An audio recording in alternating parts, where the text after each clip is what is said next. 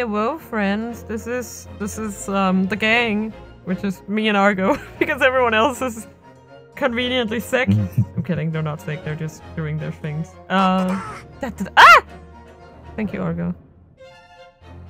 Congratulations on your streak. You are now a yellow sheep. I am a yellow sheep. Also, just before we went live, TV was taken, followed. Thank you so much for that. I appreciate it. I hope you will. Why was TV taken though? Yeah, that's unfair. Why was TV taken? That's not fair to you. I think you should call them about that. God damn it. And hello, Arson. Hello. We are hopefully not gonna. I mean, there might be an arsonist in this case. Who knows? Let's crossing fingers for Arson. You know. Only Van Zeeks. Only Van Zeeks. Isn't he more like an ice queen? Anyway, finally returning to this game after like over a week. But I remember clearly that we bothered the fuck out of it. You're still here. What are you doing here still? I think we finished talking with me. You can go now. Look at my badge. I know you've seen this around my arm before, but... Oh, shit! What is it exactly? Oh my god, I was not expecting... He looks so weird from the front-facing position. I can't get over this. It's the mark you of might forget that I really don't care. Yeah.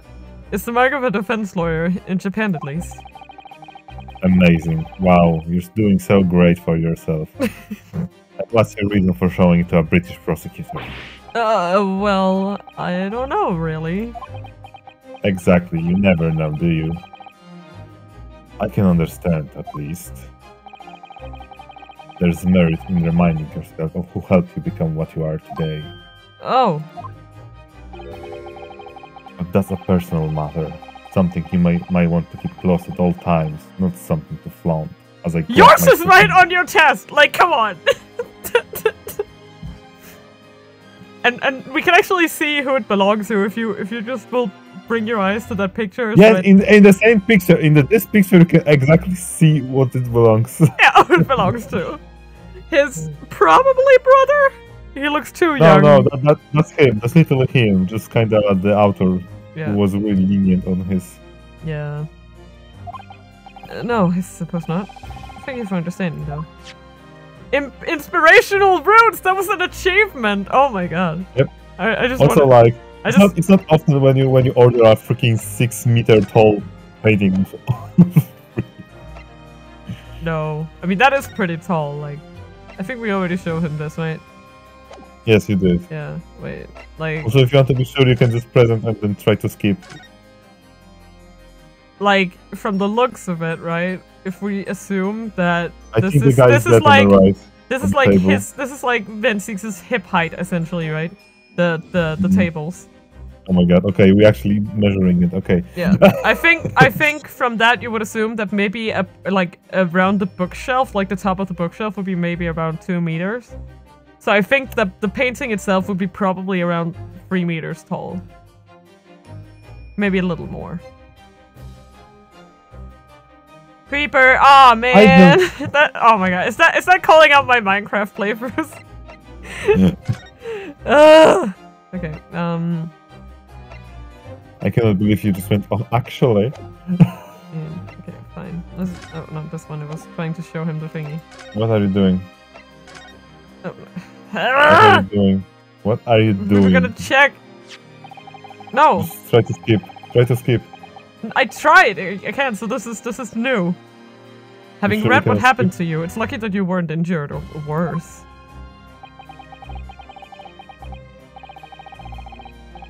My highly escaped apprentice was with me. Our attackers are the lucky ones for escaping with their lives. This is a whopper where you put the uwus in the bag. It will. No. No. Right.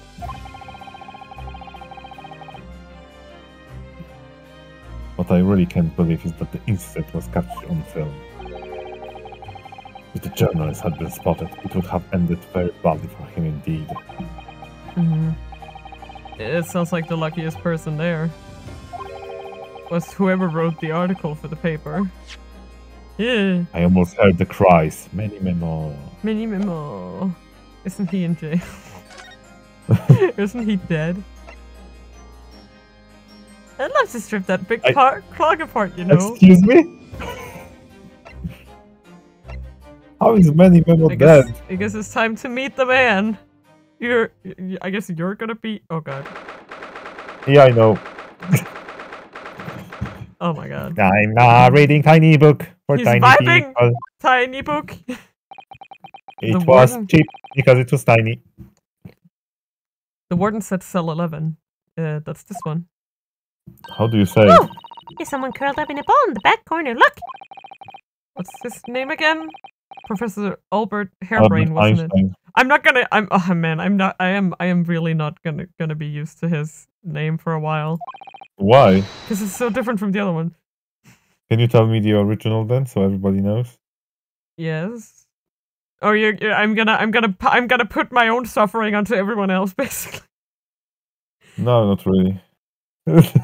His name in Japanese was Benjamin Dobinbo, which is his last name is supposed to mean that he's like poor. He's like Benjamin poor as fuck. Think about that. So they went from Benjamin as a descriptor to Albert, and then went from being poor to being a hair of brain. Yeah, I mean it kind of conveys the same vibe, right? That he's kind of a scrub. Wow. Well, they want to give the impression of him being a scrub. Excuse me, Professor Hairbrain. I love him. Now this is basically the moment I'm trying to figure out what I want to do with the. Who are you? I'm Ryunosuke Naruhodo. I'm a defense lawyer. A liar? Ah! Was this something I said? A lawyer, you say? Would you please hear about the experiment? I'm going to defend my hypothesis. Your hypothesis? Sorry, I don't... Yesterday's demonstration! He's unhinged, great. The magnificent demonstration was... It was out and out success by anyone's calculations. But despite that, no one listens. No lawyer believes in science. When it's explained, they all leave at high velocity. Can you calculate the velocity at which the lawyers left? It was fast.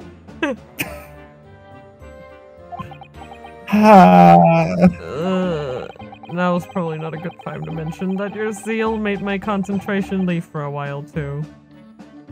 It's fine. Oh great, okay.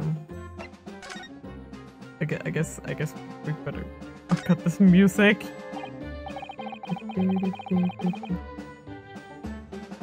Oh hey, I'm just realizing now that this ties really well in with the another theme. What? No, sorry. Oh. I haven't really listened so closely to Benjamin's theme before. Who? See? Can you see the problem? This is gonna be me for the rest of this case. I don't know who you mean. Yeah. Albert's theme, like. Oh, okay, yeah. Yeah.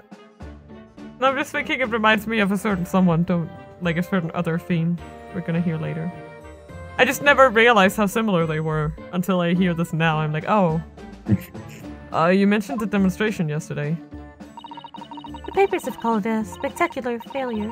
After all, a man died in the explosion, didn't he? Ah! Yes, you could interpret it this way if you really wanted to. How am I doing? I am vibing. Existing. Fine, Peko. Busy. Busy. But I'm having fun, so it's fine. And easy. Yeah. Stuff's existent. Well, I suppose the strictest sense. Experiment was a failure, but at the same time, it was a great success. You lost me. No, you see, I saw it with my own eyes, right there in front of me. Mr. Asman was spontaneously disassembled. That sounds gnarly. Until then, everything was going exactly as my calculation had predicted. At that point, he should have been beamed to the Crystal Tower by instantaneous kinesis. However, The machine The exploded machine and exploded. That's me. Sorry, it's you. The machine exploded and Mr. Esmond in fact perished. Yeah, I can deny that part of the experiment was a failure. So what you're really saying is the large explosion that killed Mr. Esmond was an accident, correct? But the bigwigs had you arrested on suspicion of murder. Why? I was responsible for a man's death. That is the immutable truth here. And for that, I wish to be punished at once. Great. But murder? Never in a million years. It was an accident, simply an accident. I see. Charlie and I were talking this morning, you know. Whoa. He said the situation would change completely depending on whether this was treated as an accident or murder. Oh, exactly. Well, if it really was an accident, then the professor's machine would be kept in protective custody. Who'll be the father then? I don't know, Van Six? On what grounds? Yes, it's newly established here in Britain. The Special Dispensation for Scientific Equipment Act. What a mouthful. That one passed me by. I know, it's like... Oh, you probably didn't listen when freaking Strongcard was talking about it. No, I was asleep. I will say, he's still... more well phrased than Jonas. At least he didn't take 4 days to say one thing. Wow. At least it didn't take 4 fucking days answering a question. Yes, I'm calling you out, Jonas. But if the case is treated as murder... Yeah. Then they'll say my machine was the murder weapon, and they'll be able to pour it over as much as they like. If they examine it in detail, they find out how it's made, and then they'll be able to copy my idea. My precious hypothesis will be stolen. The machine must be protected from this at all costs. That's why imperative the whole incident is sure to happen an accident in tomorrow's trial. Oh, I see now. No, you don't see. The Reaper's varsity years. I'm sorry. Sounds funny. So, in short, there was a terrible accident at the Great Exhibition Showground yesterday. Yes, the Van Zig's biography. Van Zig's varsity years. Yes! Rather no! The devil is in the details! Strictly speaking, there was a terrible explosion. Sounds the same to me. No, it's not Mr. Naruhodo. I see. You were demonstrating super high voltage in instantaneous kinesis, weren't you? How fascinating. Humans, like all matter, are made of particles that are held together by electrical bonds. So it must be possible, using a sufficiently high voltage, to break those bonds and beam the particles through space. So you were trying to electrocute him? No. Okay, so the funny thing, the general idea, makes sense, but when you think about it, doesn't. Yeah, exactly, because, I'm saying, if you run a high voltage through a human being, I think that means they get fried. Yeah, but again, okay, just pretty hypothesizing and simplifying everything, alright?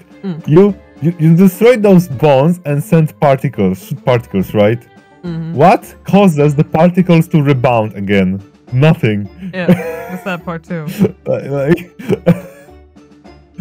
It would be basically if it worked in practice, it would basically be disintegration of you. Yeah.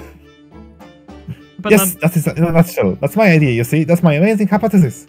Yeah, so it's like basically the deintegration of you, but no reintegration.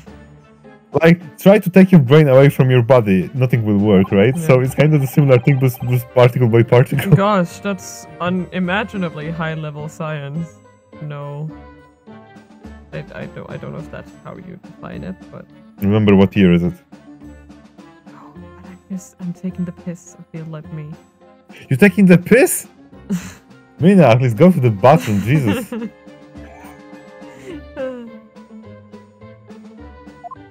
Bloody hell. But dare to imagine it, dare to dream of such incredible technology. I think he needs a therapist. The stink! One moment I could be here in this cell, and the next I could be at the Great Exhibition again. Well, yes, that would be incredible.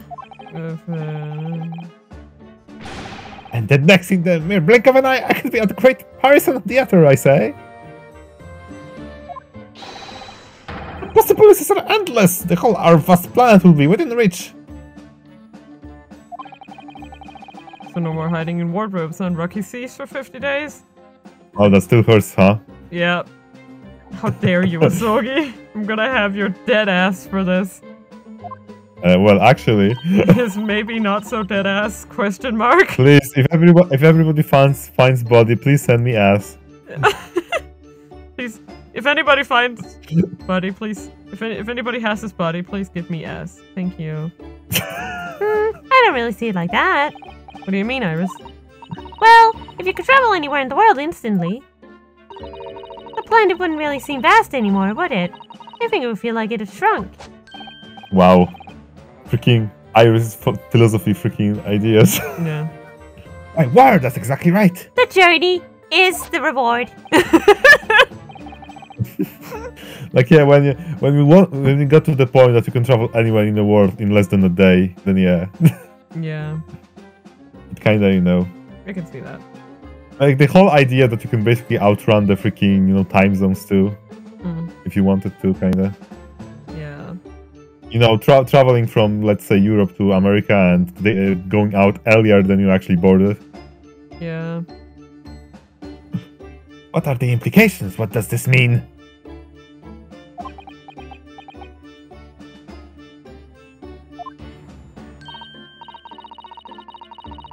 Oops.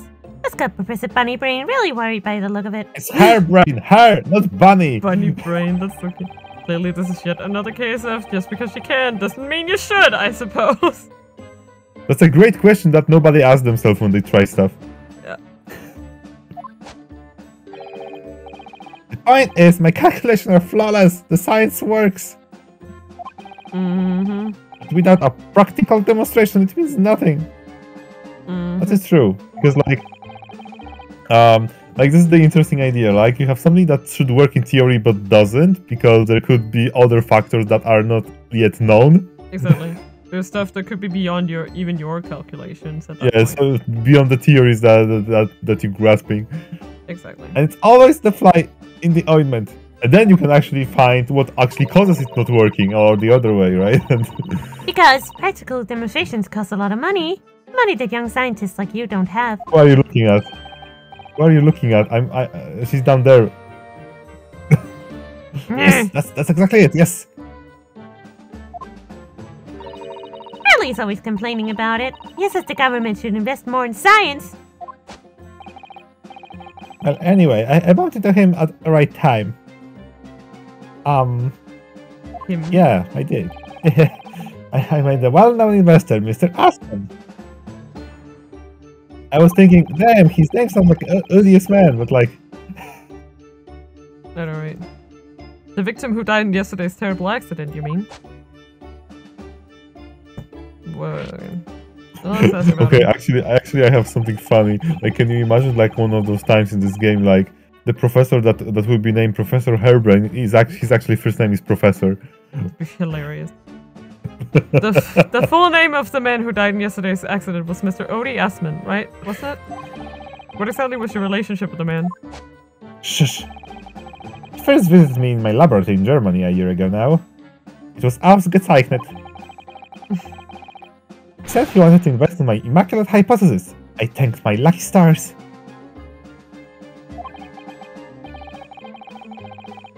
I see, so you hadn't really known each other until then. Also, this pose is like... Hurt you back. His shoulders are broken. Money for scientific research. I'm so envious. As far as I was concerned, the man was an angel. Oh, really? Well, yes, but actually no. An archangel even. Aren't those supposed to be kind of bad? Anyway. By SMT terms, it's even more powerful. I was prepared to fund a practical demonstration of my hypothesis for presentation at the Great Exhibition. And if that went well, I could expect additional financial support for my research from the British government.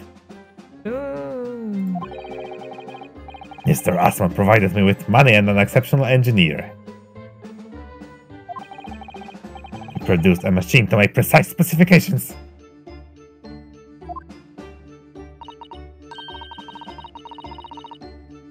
But then your dreams were blown to dust in one enormous explosion. Kaboom!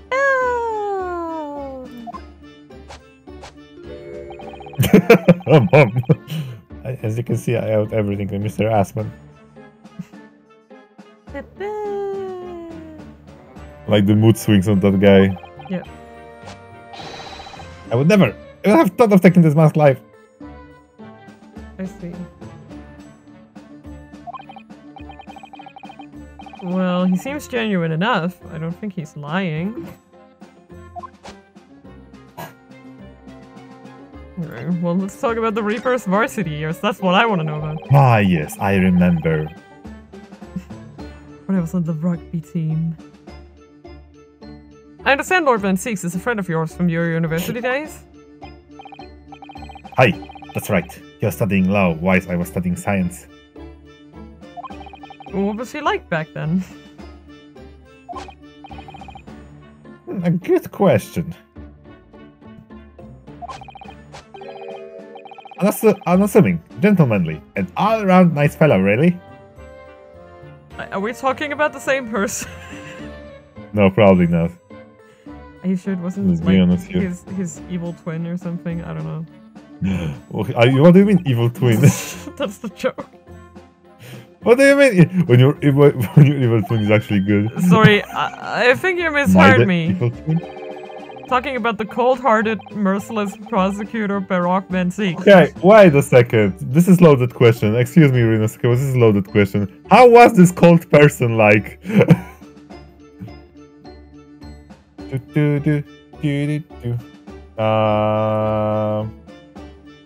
I can actually do it? Yeah? Hmm?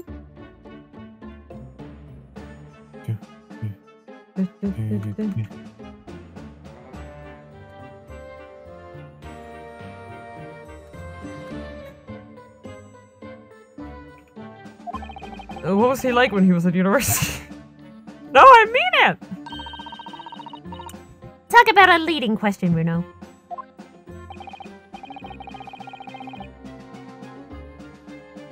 As I said, an assuming and extremely pleasant gentleman.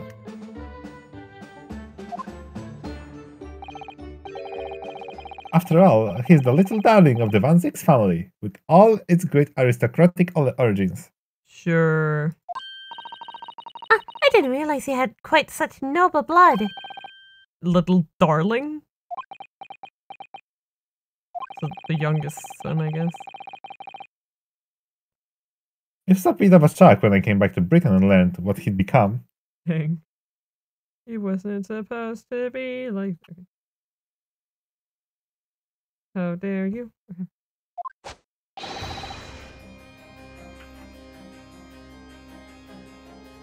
Yeah, that's fair. The Ripper the Bailey, no less. That is very fair. Yes, that's right. That is exactly what he did.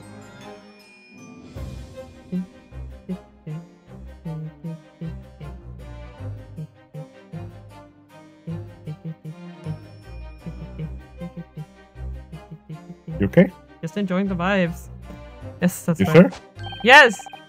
I did hear, though, that somebody was humming the melody. That's me. And there was a very big event in his life that completely changed him after graduation. Oh, really? No? How ominous. Really? What sort of event? The most tragic, most hateful event in human history. The wrong game. Ah! I'm sorry. But I don't know anymore.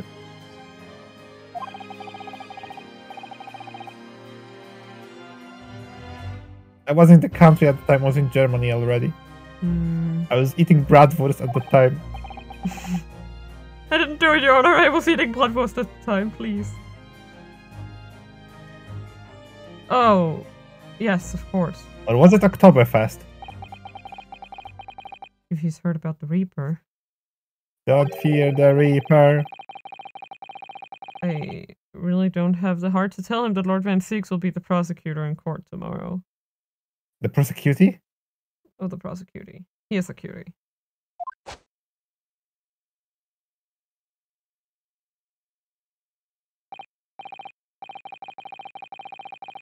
So, Professor, let me just make absolutely sure I've understood you properly.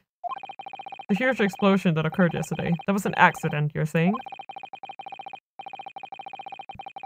You had no intent to harm the victim, who was in fact the sole investor in your work. Is that correct? As correct as this quote is for, but it's just an opinion. I swear it. That's just your opinion!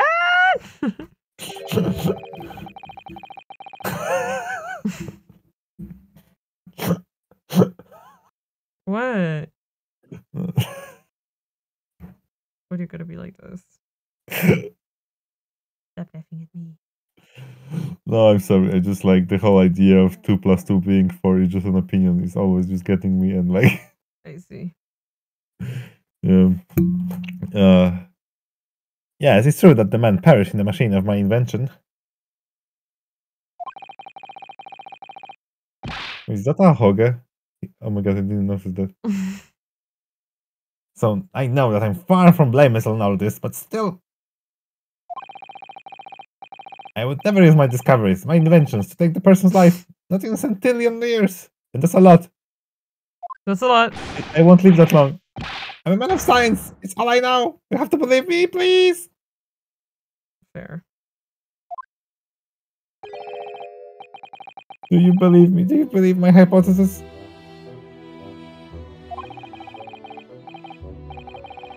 Science, the purest pursuit of truth, you know. I've always believed that. All my life.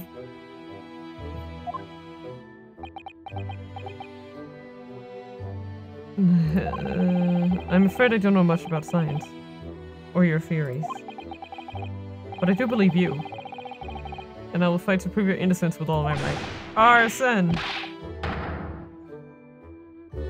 No, it was explosion. I'm a man of the law. It's all I know. You have to believe me, please. Arson. I'm staring at you. He indeed is. And I went to live in Germany after I graduated. I discovered I do not know the language. But I learned something very important. I see. Actually, can you imagine someone actually moving to a different country and realizing they actually don't speak his language? Because why would they? I know, right? Nationality, class, lineage, none of that matters. As long as you try hardest, you can achieve anything. Well, to be fair, I don't know about British people, but some Americans do indeed behave that way. Why, many don't speak English here. Yeah. Like, let us not fool ourselves. Yeah, but like, it's so hilarious when you think about it, right? Thank you for that, Professor. And thank you in advance for defending me tomorrow in court. It's like, you know, the discovery for someone that learned. It's time! Time to visit the great exhibition. And annoy like, some police officers! It's like the revolution for some Americans that after they see Spanish realizing that there is a country in Europe called Spain. Mm-hmm. Or like... Because for Americans, like Spanish is that is in Holland? How many times I have not gotten that? Oh my god. It's fine. I don't take it personally, I just find it very funny, because it's like, it's always that!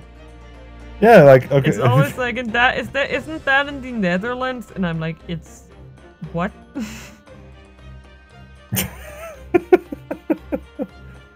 You know? Oh, we have tulips, right? Yes, of course. Yeah.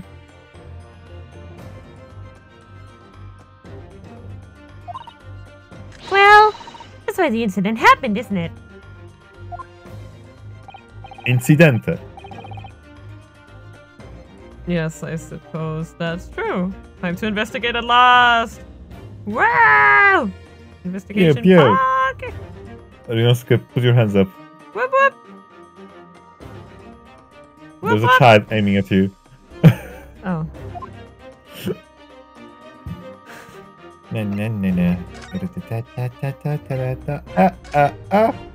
want to see what he says to this. You will not.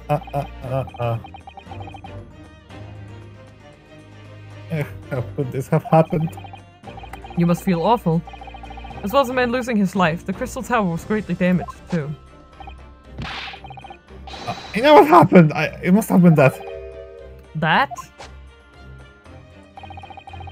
The day before the demonstration, I had my usual meal of Frankfurters at the hotel restaurant.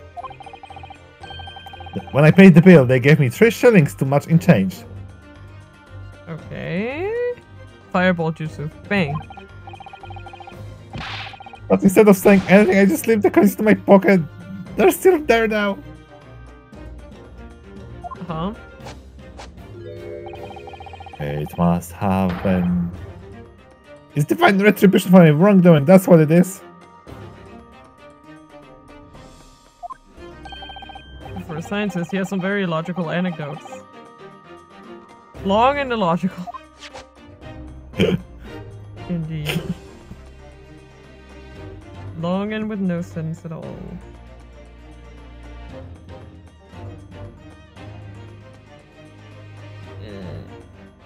You okay? Yes. You sure? Just the game being an ass. Yes.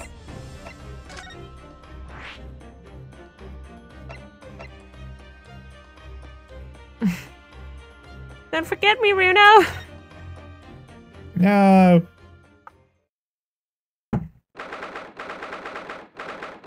Okay, so there's some a lot of shit on the ground. The fuck is that in the corner? What do you mean? This? This is the part of the steampunk exposition. Yes, 22nd of October. The Great Exhibition Grounds food at the Crystal Tower. Like, if you ever saw something steampunk, it's that. Ugh, the showgrounds are a little too big for my liking. We've been walking around in dense crowds for 2 hours now, and I felt myself swooning 3 times. He is dying. No, he was dreaming about Asogi. Oh, he's so sexy. There are a lot of people, aren't there? I've always been trodden on 3 times, too. That's a lot of people won't you, there. Iris? Don't let go of my hand. Aww! He's hanging out with his daughter. Okay, listen. Our okay, daughter, but listen. yes. In a crowd, losing the sight of someone this small would be really easy. I know, but it's just sweet that that he's taking care of her. He's like, you are Sholmes' daughter, so I'm taking care of you right now. No. Very sweet. Sholmes is definitely the child in this relationship. It's fine. It's accepted. We finally made it through the prongs, though, by the look of it. Do not let go of my hand, Sholmes. You won't want to get lost. Here we are underneath the public experimentation stage where the explosion happened yesterday. Yep. Whoa. Oh gee, that's a hole.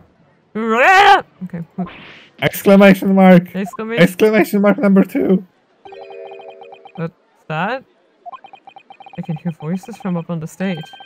Sounds Look like at this, Gruff. Riff-raff. What's going on? It's a riff-raff.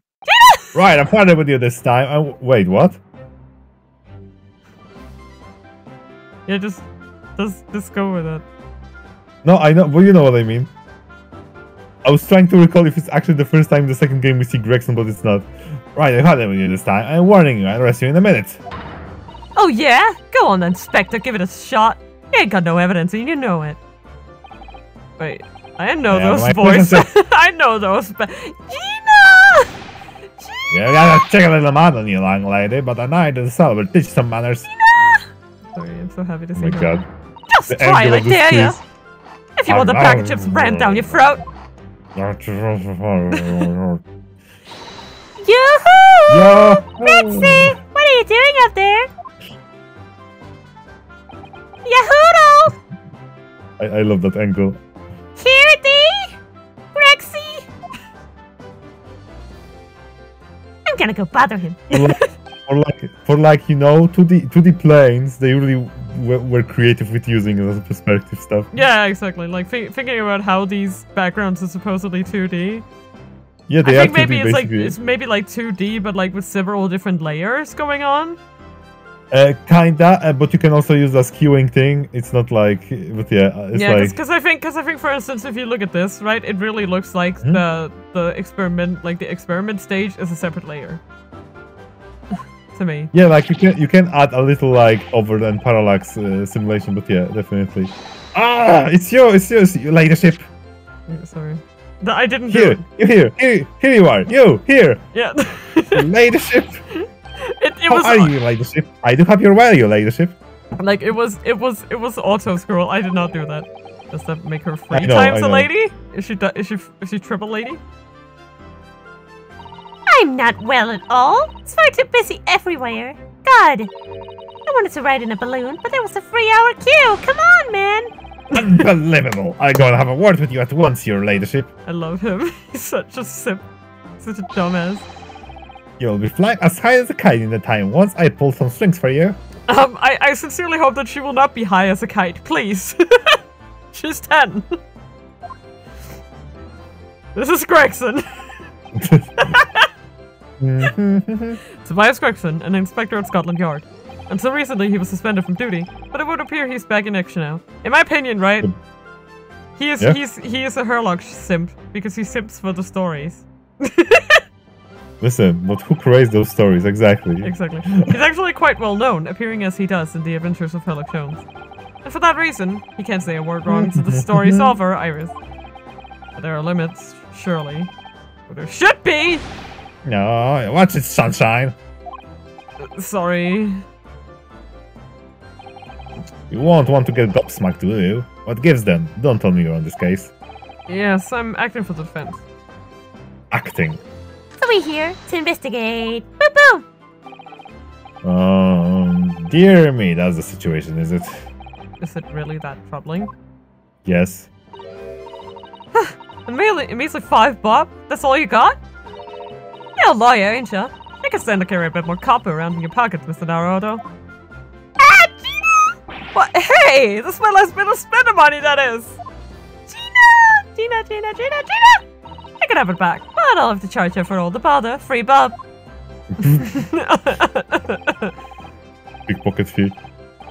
This is Gina Lestrade, a pickpocket or diver, born and bred in the East End of London. In the case that led to my own suspension 6 months ago. This is the young girl I was defending in court. I love her. What's your problem, eh, Otto? Diver, pickpocket, what's with all the name calling? You want a bag of chips rammed down your throat and all, do you? I won't give it. I thought you were proud to be a diver, Gina. You were just arguing with Inspector Gregson about it, weren't you? I assumed you've been up to your usual tricks here at the showground. She looks completely different now, you don't... That ain't no way to talk to a lady, Otto. Half a year's a long time. People can change. I'm an apprentice now. Learn to be Scotland Yard detective. Oh shit! That's where the Lestrade thing comes in. Yep. Yeah! It's like you know the name, you know the weightness of it, and you just like, how will it work? Yeah. So you'll have to call me what everyone else does. It's Inspector Lestrade now. Inspector? That badge is homemade, surely. The inspector part isn't entirely accurate. No one calls for that. What is word anyway? Investigating is off the cards for all of us. What's that supposed to mean? Okay, When... Fine, well, I'll be back up top. You hold the fort down there, alright? I have dips on a few voices in the next coming cases. No, we don't talk about next cases yet. No. I have dips on a voice in this case then. Oh. Right. What do you mean? You'll know. No. This raises a lot of questions! Oh, Gina. Oh, Gina! Gina! Sorry, I love her so much. Let's just go to the tower. Bye, Gina. It was 8 months ago now that I first encountered Gina, in connection with the case I was working on. At the time, she was living in the East End with a group of other orphans. She helped all of them survive by pickpocketing, but then she got embroiled in a murder. I had a lot of time to think in prison. I realized I couldn't go on like I was.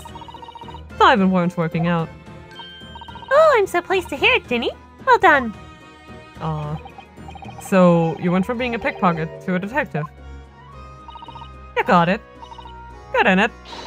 Inspector Lestrade. Sounds like something out of a book, eh? Wow. That's so funny. That's so funny to me. Talk about a sea change. And then there's Iris' old man to think about. Iris' father, you mean? Ah. Yeah, I promised her, didn't I?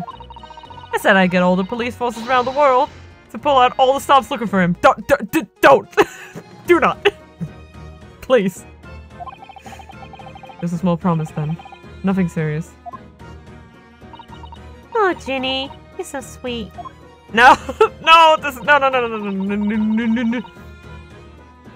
So anyway, that's how come I had to go with the test for Scotland Yard. Only trouble is, I don't rate so well, do I? There's a small problem. Nothing serious. And Jared, wait, how old is she? Wait, can I actually make the Jared 19 joke here? What? Ah, damn it! Jared 19 and I never learned how to fucking read! Sorry. And that's when Hurley approached Grexy and asked for help. So the inspector said he'd take full responsibility for Ginny and made her a sort of apprentice. It was very magnanimous of Inspector Gregson, and brave. I can't say words. Welcome to the stream.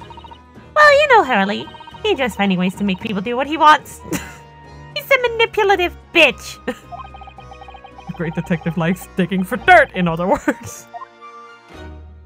Detective digging for dirt. I love that. So, the long and short of it is, if you've got questions about the case, you can ask Inspector Lestrade. Right then, Inspector. Actually, there's still a big mystery surrounding Gina, isn't there? Ooh, what, Mina, what? Well, 6 months ago, Gina was the defendant in a trial prosecuted by the Reaper, but she's in a trial in which she was found not guilty, and yet here she is still. Come on! You're not still going on about that, are you? The Legend of the Reaper, whatever it's called. Cool, you don't have to worry, Otto. If I didn't have to worry, there probably wouldn't be a whole lot of you left! It's like I told you before, innit? The Reaper's kinda like him upstairs, so he knows what I'm like on the inside. And I ain't really done nothing wrong. Nothing wrong might be stretching just a little bit. just a little bit. It's a tiny bit. Just a little bit. What about Mr. Natsuma in Japan? He's perfectly fine, isn't he? Well, that's true. Perhaps the Reaper's more discerning than I thought. Exactly. So I ain't worried. I'm totally fine. I see. I'm all over the place with Gina's voice. I'm so sorry. I cannot do this. That's okay. I'm so... Yeah. I don't think you'd fare better than me, so it's fine. I feel we're just all nope. Who speak British, not me. Cool, it was out of this world, it was. The brainy bloke pulled a bunch of levers on his machine and suddenly it started billowing smoke. And it just went pop. I ain't seen a better experiment here yet. Sorry? You mean, you saw it, Ginny? With your own eyes? Yeah, of course. The boss is in charge here, ain't he? That's keeping everything running smooth, I mean. The boss being Inspector Gregson, I suppose. It's gonna take some getting used to. Greggy? Grexy. So all I have to say is that I'm on duty and I can do whatever I wanna. Yet this, I was having one of them flying balloons when it happened, watching it from above. No, you're so lucky, Ginny. Maybe I should join Scotland Yard too. You're 10. Please. Yeah, do it! She's 10! Gina's Gina! smiling. Gina smiles so much now. It's so good! She's basically been smiling this entire time and I'm like crying inside. It makes me so happy. You know how to put the boss in his place already, right, Iris? You'd have no trouble at all. Then it's settled. When do I start? No, you can't tell Scotland Yard, Iris. You are 10! We'll see. What? Anyway, what I don't understand is this. The machine exploded so spectacularly. Dun dun dun! Where's Argo running?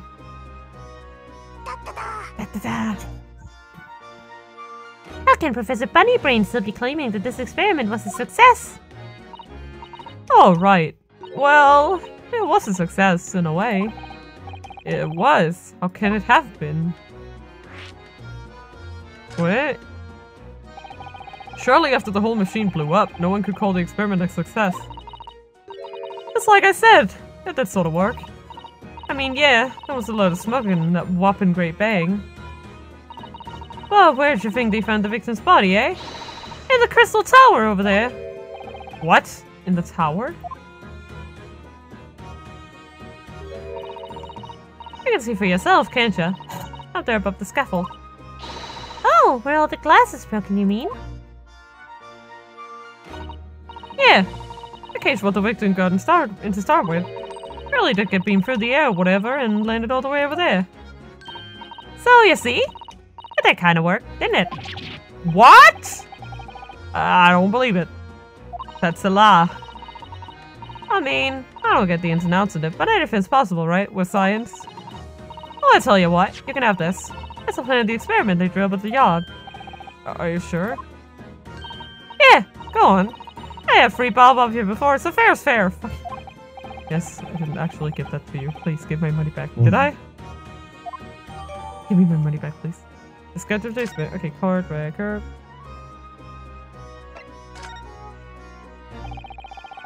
Something Inspector Gregson said before seemed a little strange.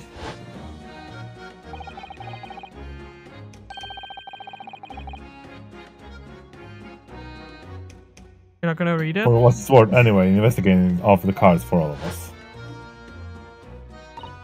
Yeah, naughty old Grexy ran off after that without explaining himself. The ass.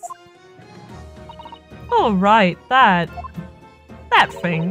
The boss said no one's allowed to investigate that weird machine what blew up yesterday. Well, that's not fair. You're presenting the defendant. In that case, could you at least tell us what you've learned from your investigations? Nah, you're not getting it. We ain't allowed to investigate neither. Why? What did the boss call them again? The forensic investigation team, I think. Anyway, apart from the lot, no one's allowed to lay a finger on the scene. Bit funny, innit? Even Scotland Yard's own detectives can't investigate. Yes, I've never heard something like that before. I thought I could have a gander on the quiet though, but the boss caught me at it. Ah, that's what.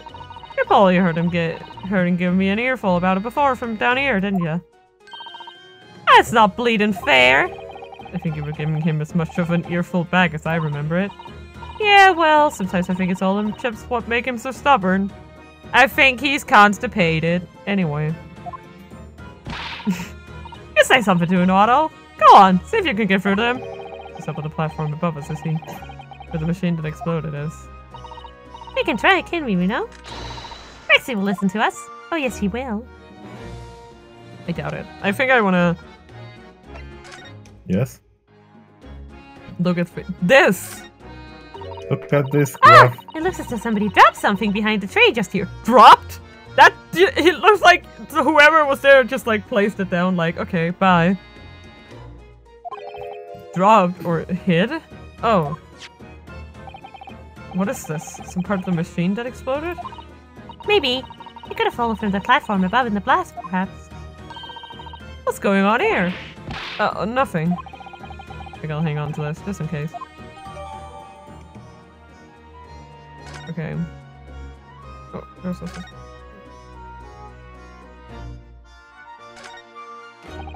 The Crystal Tower. Certainly an apt name. It's supposed to be the focal point of the exhibition, and it definitely is being so tall and with all that glass. I can't imagine a building like this ever being erected in Japan. You just wait. There are lots of exhibits inside the tower as well, apparently. Of course, there's an observation deck, but there's also an art gallery, a zoo, and a museum. But I heard you have to queue for 3 hours just to get through the doors. Well, at the moment, the shattered glass from the failed experiment may well be the biggest draw. And thanks to that accident, the whole tower's shut. Sadly, it's not the Crystal Tower anymore, but the Crystal Glass Shower. Haha. Apparently everyone's taking to the skies now to look down on the disaster area from above instead. But there's a 3-hour queue to go up in a balloon now. Londoners must be very patient people.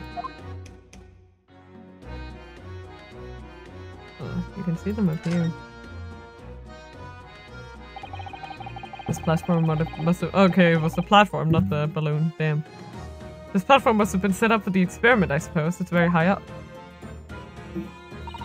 About 30 feet above the ground, apparently. That's what a policeman I just spoke to said. I don't really understand feet very well. We don't use them in Japan. Oh, yeah, sorry. It's about 9 meters. That's only you have been in London a year, Bruno.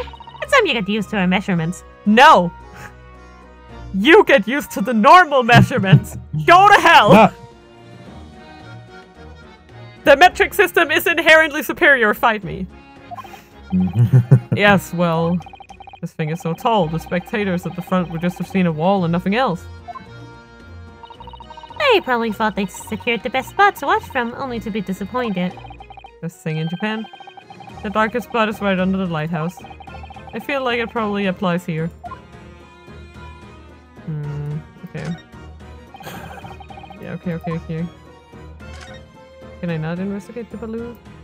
Balloon, come on. I've been meaning to ask you for a while now, but what are those funny round blobs floating in the sky? Oh, they're the flying balloons I've been talking about. I want to go up in one so much. I've read about situations like this in a magazine about strange phenomena.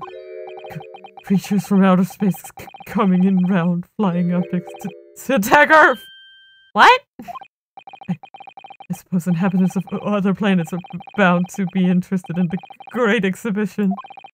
This is it, Iris! It's happening! It's not. Don't worry. I'll explain it all to you later over a nice cup of tea, Bruno. Hello, Hi, Cadelli! We are encountering the protagonist not knowing what a flying balloon is and thinking it's a UFO. I mean, it is UFO until you know what it is. That's fair. I guess we can investigate this whole way now. For some reason, the ground is damaged in the spot. Look, almost as if there was a fire here or something. Yes, if you look closely, there's some scattered ash and burnt embers, too. Well, I suppose there was a big explosion just about here. People probably wouldn't bat an eyelid at a small fire like this would have been. I'm not sure we English are quite that laid back, Bruno. What about this thing? Oh, look! What's this? Every piece of cloth. It's not like any fabric I've ever seen before. It's very thick and stiff. It looks extremely durable. Yeah, it's canvas, I think, with some sort of rubber backing. And the edges appear to be a bit charred as well. Maybe that means it had something to do with the explosion. Let's make a note of it while Ginny's mid-yawn. Sneaky notes, sneaky notes. I see. I see. And by I see, I mean I don't see. These stairs obviously lead to the stage above. We should go up Look there and at investigate those the exact stairs. spot where the experiment was being conducted. Okay. Nice. Oh my god, they're so steppy. So, Stippy Stairy. 22nd of October, the Great Exhibition Grounds. Experimentation Station. Experimentation Station. So, that's it, is it? The machine that blew up. Oh, it must have been a magnificent... Okay, I cannot say words. Oh, it must have been a magnificent explosion. And I see my fair share. You've seen things like this before, you mean? Yeah, of course. Riley's always doing experiments on that end in a bang. In fact, here's own words. Explosions are the very essence of chemistry. Ah, that might explain the smell of burning that frequently comes wafting up the stairs. One time, he made something that exploded with such force, it took the roof off the building. I wish you'd been there to see it, Bruno. It's hard to get too excited about that, given that I now live in the roof. Well, anyway, that's enough about that. Time to investigate. That is indeed a Greggy. Oh, look, Inspector Gregson is over there. He seems to be deep in thought about something, while eyeing up the machine carefully. Really, he just looks confused to me. Fair. Well, let's examine everything but Gregson. Every nook and cranny. Yeah. It ripped itself apart magnificently, didn't it? Magnificently and mercilessly. Kaboom. Someone stands in the middle of the machine to be disassembled and then beamed through the air. Yes, beamed. Not blasted. That's the point. Yes, that part's crucial, really. Mm-hmm. If you're ever curious how to get yourself a neck pain, that's a good way. Yeah. Is something What's like that Vexen even doing? possible, though, Iris? Oh, Bruno, I'm just a child. How should I know? Use that one here, a child, when it suits you, you mean. From what I can tell, I think if you were to pull this lever here... Stop! Don't touch that! That was practically instantaneous kinesis the way you flew over just now, Grixie. She's like, tee-hee. Please, your ladyship. I didn't mean to startle you, but I can't let you touch anything up here. So sorry. I can have some of my latest special blend to make up for it.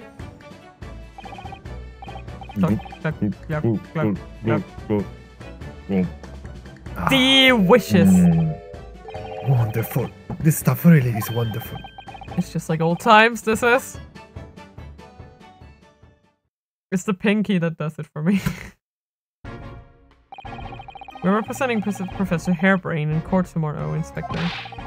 So we should be allowed to examine the scene. Ha! Listen, Sunshine. Even I'm not allowed to touch anything up here. It's a blasted special dispensation for scientific equipment act to blame. It's driving me potty. Oh yes, that special dispensation. The professor mentioned that too. More red tape's all we need. I know what the government thinks is playing at sometimes. I see. But we're allowed to just look, aren't we? Eh? Surely that's alright, isn't it, Grixie? Please.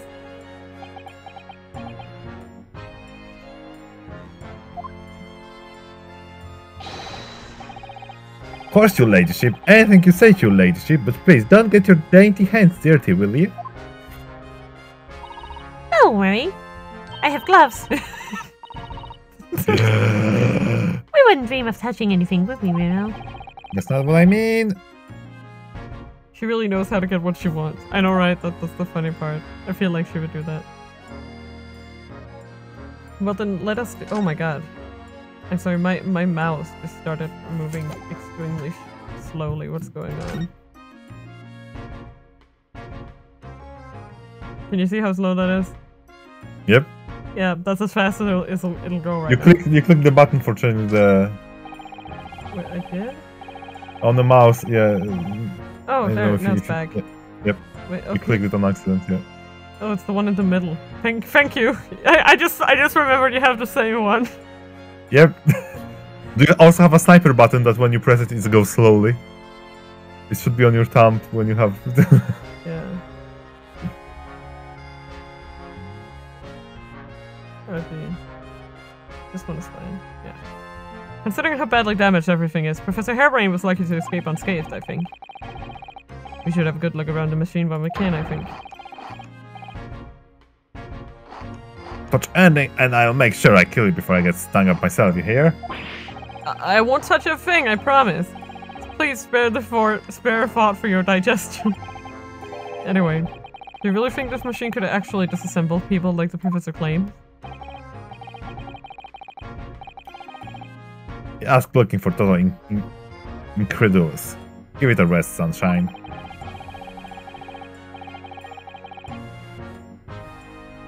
If we were allowed to examine all this bleeding scrap metal, maybe we could answer that question. But we can't, can we? Indeed.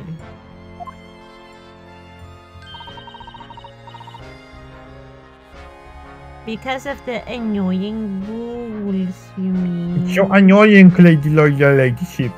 Annoying rules. Did you ever be so annoyed that you just annoy? Annoying rules.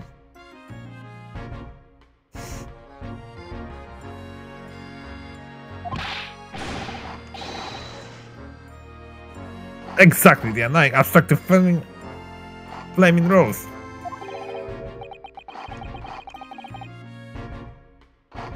Oh, look at the base of the machine there. Oh yes, there's a tool of some kind poking through the wire mesh. It's a screwdriver, I think. Oh, isn't it a lovely one? The handle is in the shape of a capital letter A. It is. Hey! Hey! Oh, yes, you're right.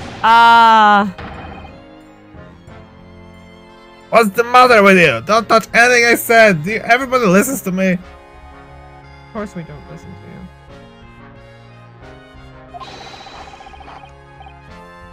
Not anything, I'll make sure I kill you before I get stung up myself, I said.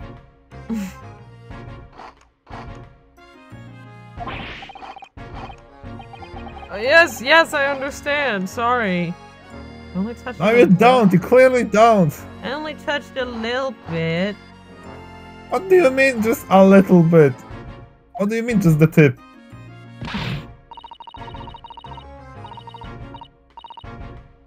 But Grexy, I'm so very curious about this screwdriver. Really, very indeed curious.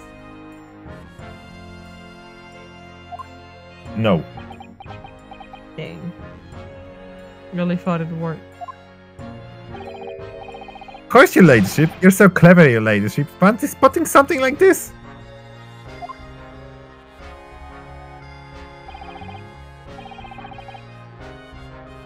But I'm afraid I can't let you have it.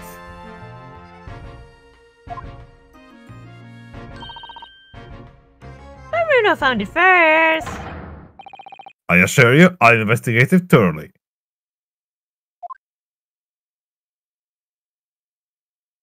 Because this is I, Disappearing Gregson. No, not disappearing Gregson. It's magic! He's gone off with that. Gregson just went kunoi, chief. That was very mean, I'm afraid. Inspector Gregson is gonna make a very clumsy and embarrassing mistake in next month's installment now. Poor Grexy.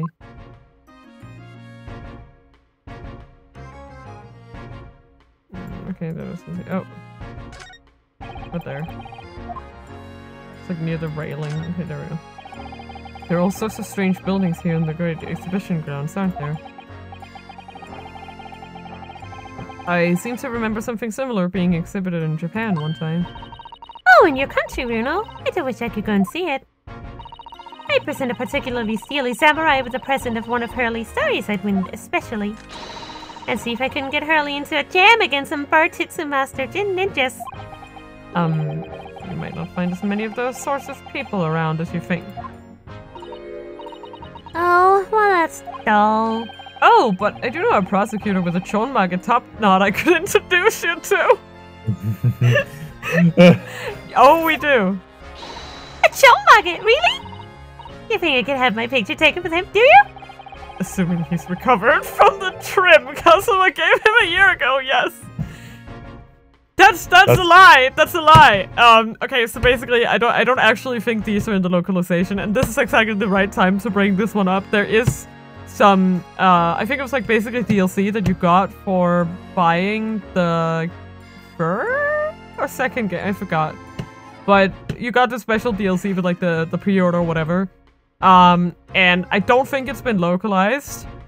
And it's basically like Asinine Attorney, and I want to mention the Japan side one here, because I think this is the best place to mention it. It is essentially a case in which, what is his name? Aochi tries to get Asogi expelled from his, like right before he's supposed to go, he's like getting him expelled from his study abroad. Because he cut my hair, you know? So I'm gonna sue him for assault or whatever the fuck. And basically, he definitively proves that he did not cut a hair on Aochi's head that day. He only chipped the freaking. Okay, yeah. Yes. Also, just to make a note, the reason that he did this is because his son Takeshi, and the joke is that their names almost look the same. His son Takeshi was the second candidate to go abroad. So like, if he got rid of Asogi, then his son would have a chance. So, like, that's the entire like reason for the lawsuit. It's so funny. I'm really sad it didn't get, like, I was hoping that they could include it in Chronicle somehow, but it just didn't happen. you know? And that was a little sad, but it was fun. Because it just has that, like, really, like, dumb energy. I mean, the England side has too, but that one's funnier to talk about after we finish the game, I think. And we can talk about that one. But I just thought the Japan one was actually really relevant to mention here. Yeah. Using high voltage electricity to somehow disassemble a man's body and then beam him across to the Crystal Tower. It's an extraordinary thing to attempt, especially in public.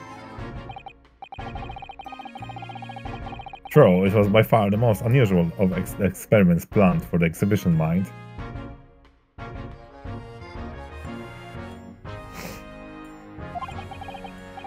To be honest, I'm a bit surprised it was allowed.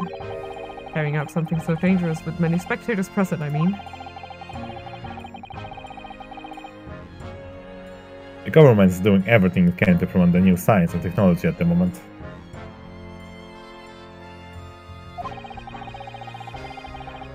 They're more worried about being ahead of the game than the odd spot for public safety infringements.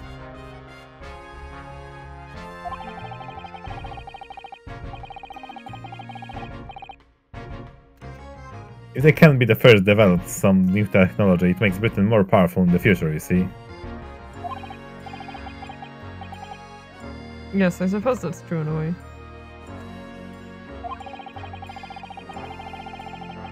But the powers that are replacing heavy emphasis on scientists' rights at the moment. What sort of rights? The human rights. They're making it so that many theories, the brain, have remained their legal property as it were. Right through developing into a practical idea and even going into production.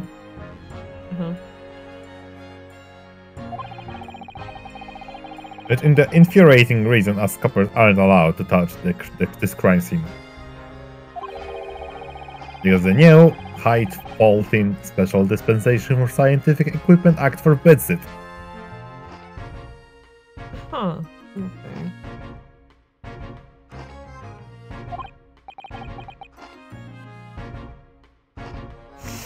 I see now. The only people with permission to investigate here are from some brand new department of the yard. That sounds very sus. Only these new guys are allowed to investigate here. It's not like there's any nefarious business going on. Oh no, we would never.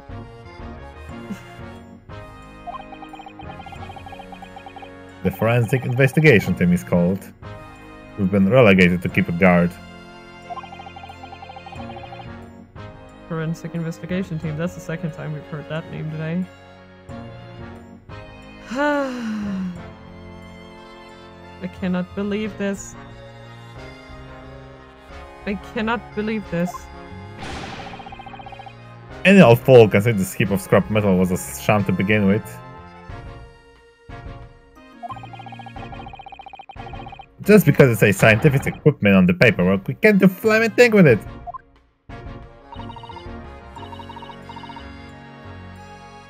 Poor Grexy, he's very head up, isn't he? He very hot. Very. It's not hot. Hello, Sakinator. Welcome to the stream! Herzlich willkommen. I guess it would actually just be hi in Danish. I guess you could say like good day, but that's like very formal. Like they'll be like saying good day to you, you know? Arsene! That's his way of greeting. Arsene!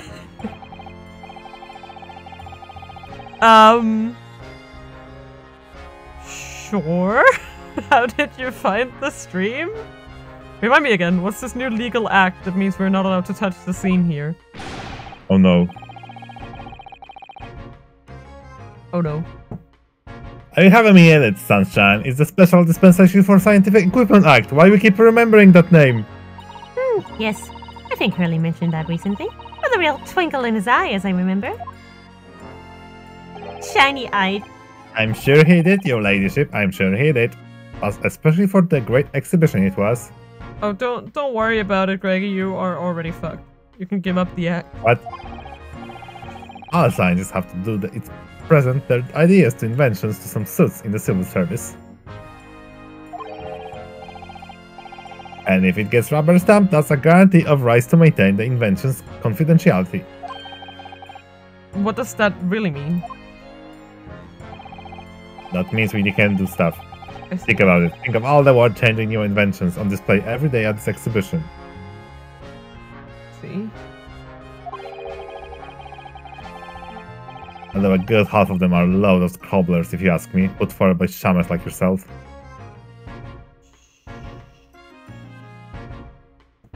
I'm not a shammer. Thanks for that, Jesus. Got the stream by searching all of Twitch using the tags English and autism because I speak English and have autism and the stream looked interesting. That's why I used the tag too! I also speak English and have autism. What a funny coincidence!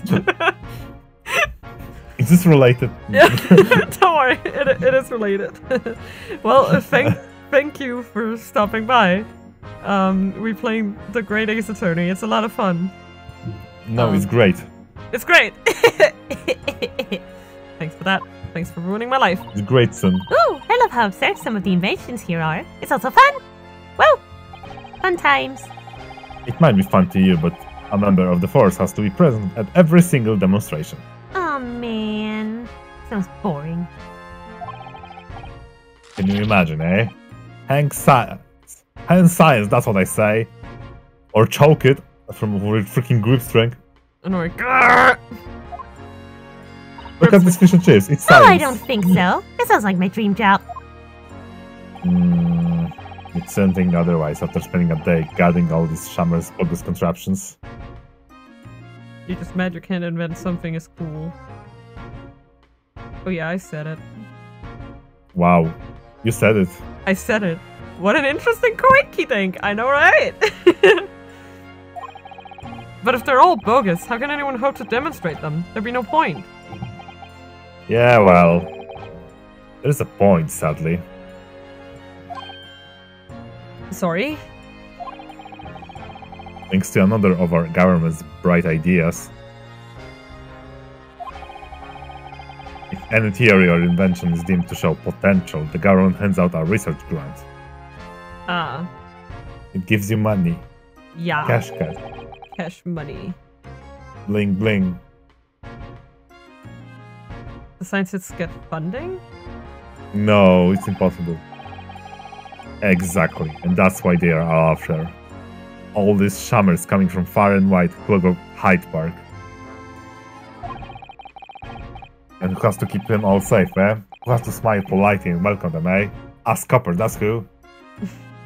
It's a big stretch, Mina. It's a big stretch. Okay. Big stretch.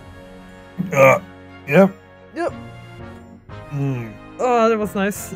I was really hunching over my shoulders. So that was probably a good idea. Some nice big You stretch. can see why I say it now, can't ya? Hang science, hang it! Please don't. Oh, maybe I can see your point. Yeah. Professor Hairbrain. Apparently Professor Hairbrain lives and works in Germany and now conducting his research. That's right. Came back to Britain, especially for the great Why does he exhibition keep crushing when the it was french fries or whatever? Okay, so those are fish and chips. And why does he keep crushing it? Because he has anger problems? Yep. And also it's infinite. As you can see, it's and they are regenerates. infinite. Also, he keeps them in his pocket. Like, that's actually Yes. canon from the art book. And it's just like, and the artist is like, hey, I like to imagine his pockets are all greasy. And I'm just And like, we're pretty sure that the newspaper is legendary artifact that just regenerates the king. yeah. I think he's holding like an ancient artifact. Probably after one of the government's research grants.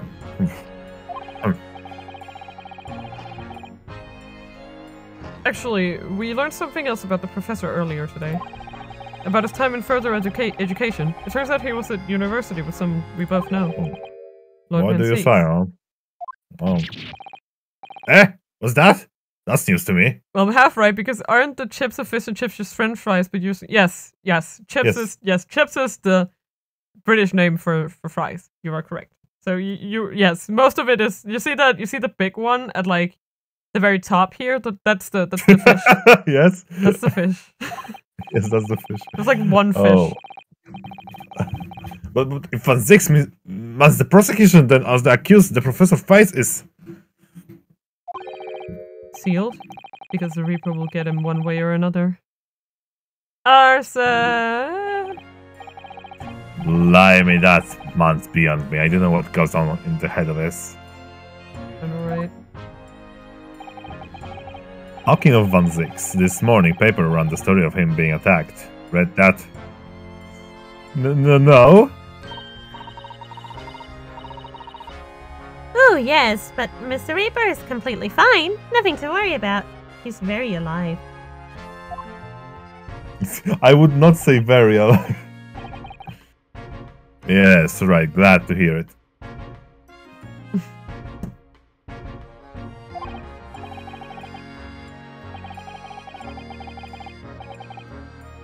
Still the Reaper, huh? How long's the business gonna keep up, I wonder? That's a good question. Indeed.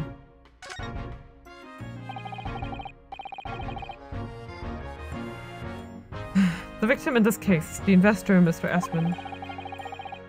He was another one of the Reaper's victims, so I heard. For a second, I thought the box in the bag said wet on it, but it says W and T. You're right! Oh, yeah, I guess I can see that. Yeah.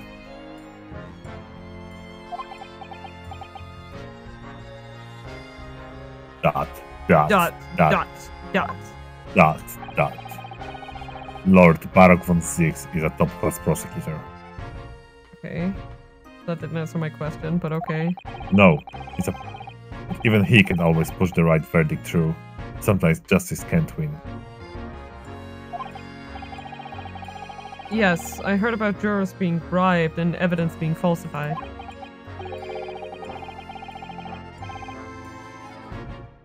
And that's how the notion of the Reaper of the Bailey came about, isn't it? Obviously, Scotland Yard suspects Van Six initially. We all assume he was taking matter into his own hands if he failed to seal the deal in court.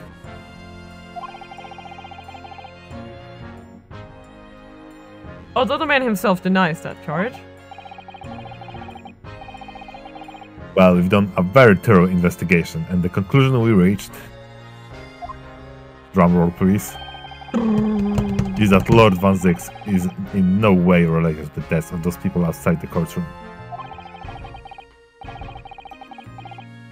There's no question in my mind. I'd stake my reputation on it, I would. But if that's true, you know the long Slender Man, Slender... You know the song Slender Man, Slender Man? No, I don't think so. But if that's true, then how do you explain it? All the defendants couldn't just have coincidentally died if nobody killed them. I know that, but I can explain it. But there should be more arson. I agree. It's a mystery after all, isn't it? That's the whole point of the Reaper. Professor Hairbrain mentioned something else. He said at university, Lord Van Six was a totally different person, easygoing and kind. You what? He said that it was after they both graduated that something happened to change the man. Oh my god, I hate when I click that. It was taxes. Yeah, he had to start paying taxes. What a mood. Do you have any idea what it was? Taxes. No clue. He definitely knows. No, he doesn't. That's the face of someone who knows! Come on, don't be like that for Grexy. He has critical information! Really? Really now, Greggy? Riley. Greggy. Riley. Look, I've got my hands full of watching over this frustrating crime scene. Re-ally. Why don't you go and make nuisance of yourself elsewhere, huh? Stop. Iris Iris knows when somebody lies. Yeah. She's actually Apollo's, like, forefather. Gotcha! Gotcha.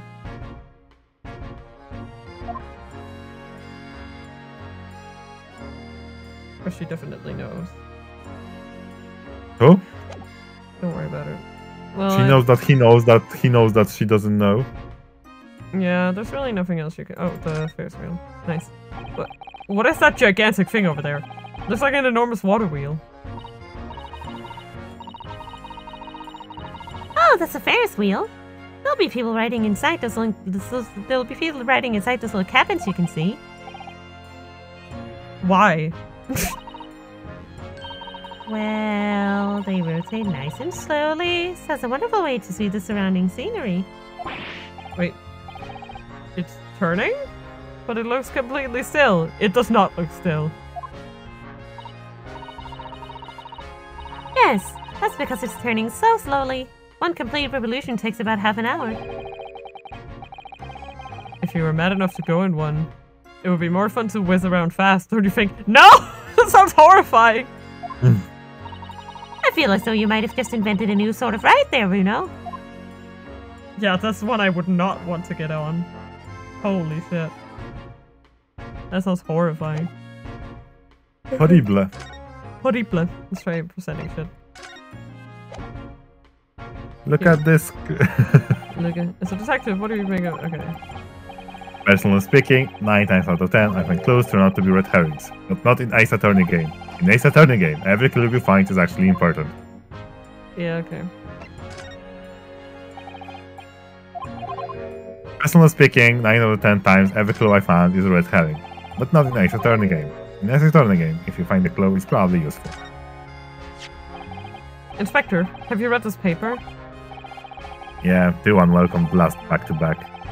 This one at the exhibition and the Reaper getting attacked. You know the song, Don't Fear the Reaper? They took it too literally. I see. I know, terrible news to wake up to, wasn't it? I tried to pretend I hadn't read in it and turn over for another 40 winks. 1 wink. 2 winks. Next to that, I was laid up and got roasting from the super. Yeah. Yeah. Some mornings are like that, aren't they? Yeah.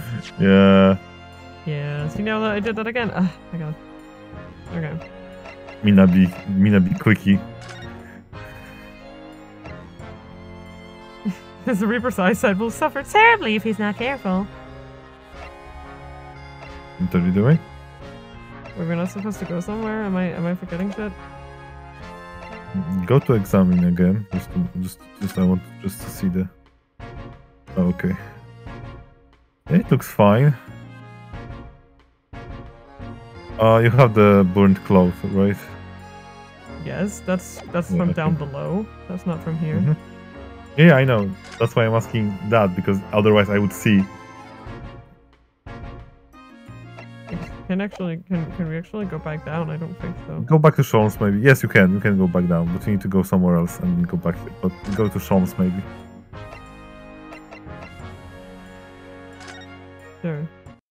I'm just curious. Okay, it's not. Okay. Because like the iris text on this thing will tell you if there's something or not. Yeah, see? Yeah, Iris wants to investigate a little more.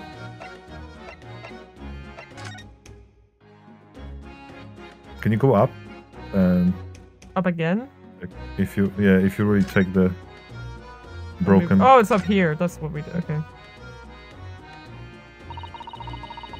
That's what the Cove ended up after his instant kinesis or whatever they call it. And of course. You know, they're calling the experiment a success. What's the wooden scaffold there for? The coppers. Oh, lads. Set that up after the incident happened. So get the body down, I think. I don't know, really.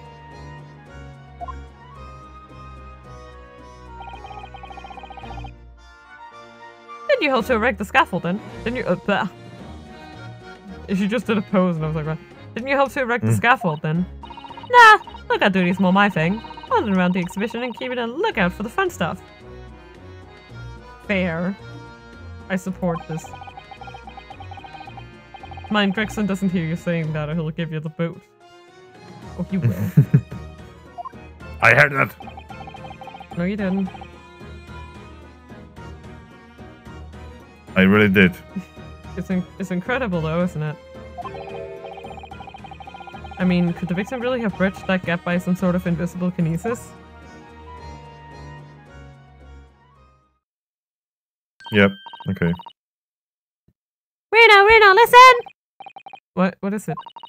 I've been thinking. Hurley might know something, mightn't he? About what? About Mr. Reaper, because they know each other. You know? Wink. No. About what happened to Lord Van Six, you mean?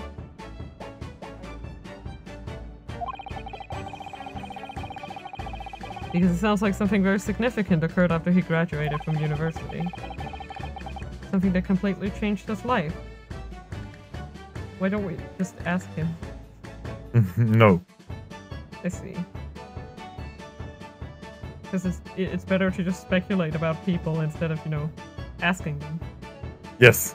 Because that will actually require to freaking speak with them. Oh wow, imagine speaking to people. Maybe, yeah, but I have no terrible. idea where to find Mr. Sholmes at the moment. He's in the middle of some big case, isn't he? Here, this is what you need. Oh god. What? That's, yeah, okay. Well, anyone who knows anything about wax figures know where we're going. To the museum? Of course. Here, this is what you need. What's this? Some kind of entrance ticket? Madame to Spells? Is this supposed to mean something to me? You don't know it? It's the most popular attraction in London at the moment. It's very close to Baker Street, actually. We could go now if you like. No, we don't have time for visiting attractions today, Iris. We have a big trial tomorrow. Come on. No. You? No. Oh, that's where Hurley is. What? At this popular London attraction? What? What? Yes! God damn it, Bruno. You are hopeless. How is it that you know where he is? Hurley told me, but he told me to keep his secret from you, Bruno. Well, good job at that, I guess. Madame to Spells. I don't see how it could be related to the case we're investigating here, but then, this is an Ace Attorney game.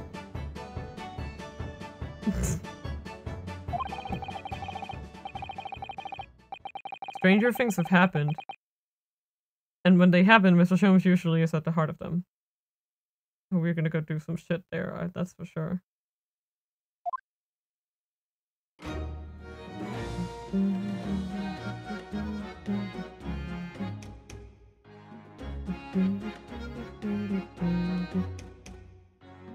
I love this music. Okay, well, nice knowing you, Gina.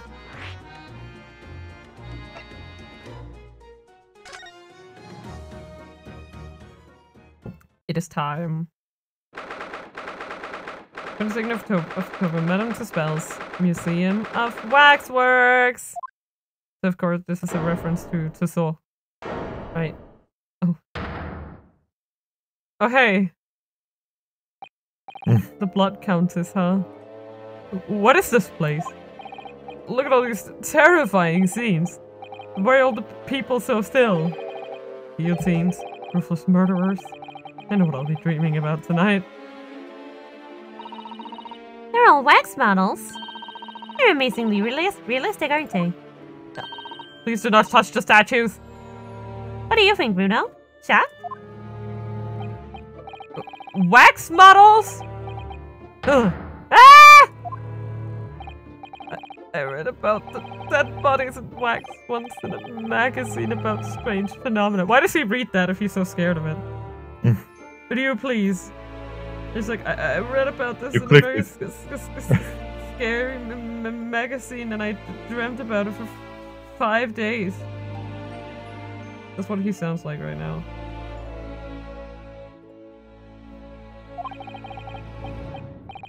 Depending on how corpses are kept after death, parts of them can turn to wax, apparently. It's called a what? I cannot say that. Stop talking about creepy things like that, Bruno. You're scaring me. Shut the fuck up. Ah! What now? I just remembered something else I read. In another magazine about strange phenomena. How many does he read a day?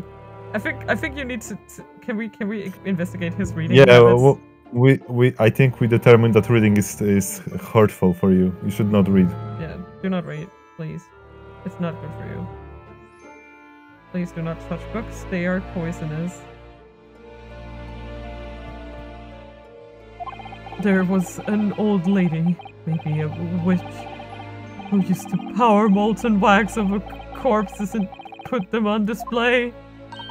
None of the exhibits in here are real.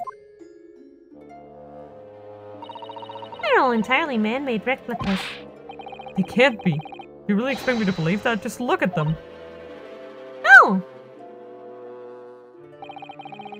There's no way anybody could make models of people that are this real. Realistic? And they're all such gruesome scenes. Wait a minute. The strongest. The strongest. The strongest. The strongest one. Lamau.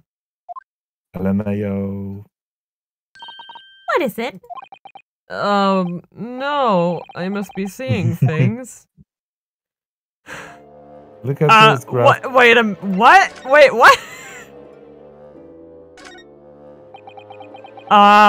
Is this an arm?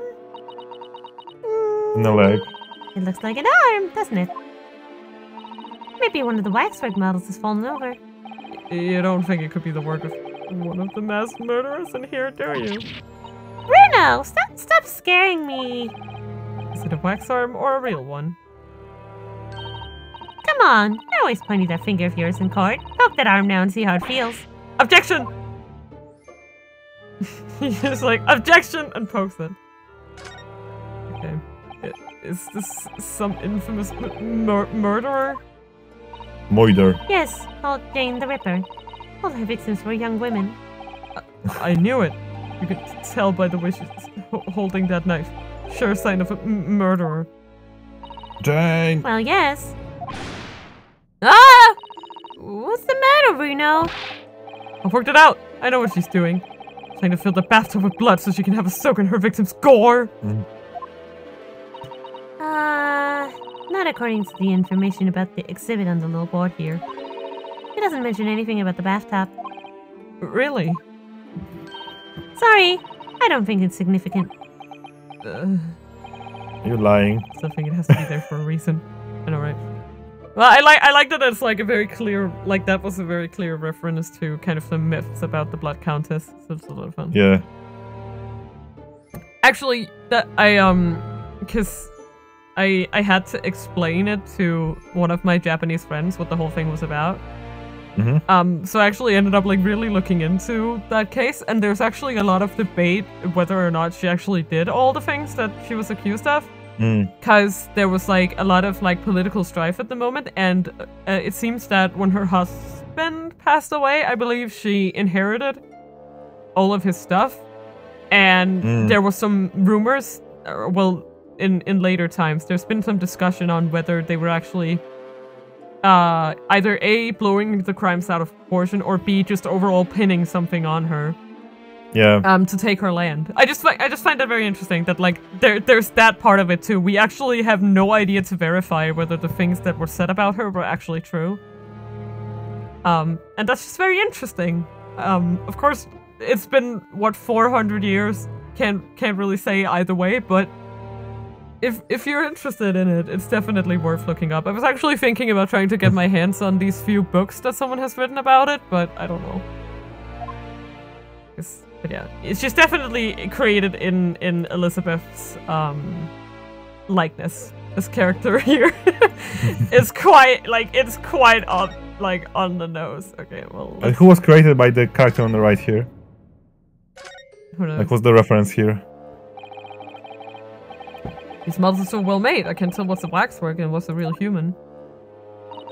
Or maybe all the exhibits are real people. And when it's closing time and all the visitors have gone home, they suddenly start moving about. Just thinking about it makes me wish it was closing time already and I was on my way home. Yeah. Sir, can you close the store, please? I just want to go. Is this an example of Western Sujigiri? I don't know what that is. I'm British. Who knows? Understandable. Understandable. Have a nice day. Wait, let me just. I'm tired. Have a posh day.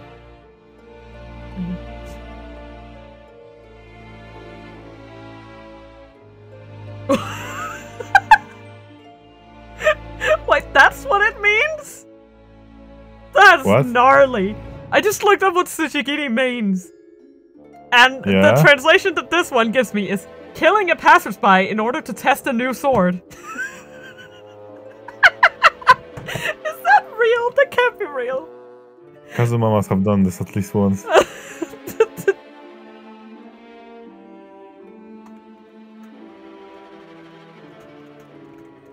That's so funny.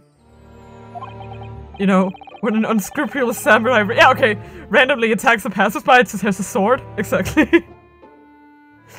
Okay, I was like going to say to you that's the explain next line, but I just decided for you to just go with it. Yeah.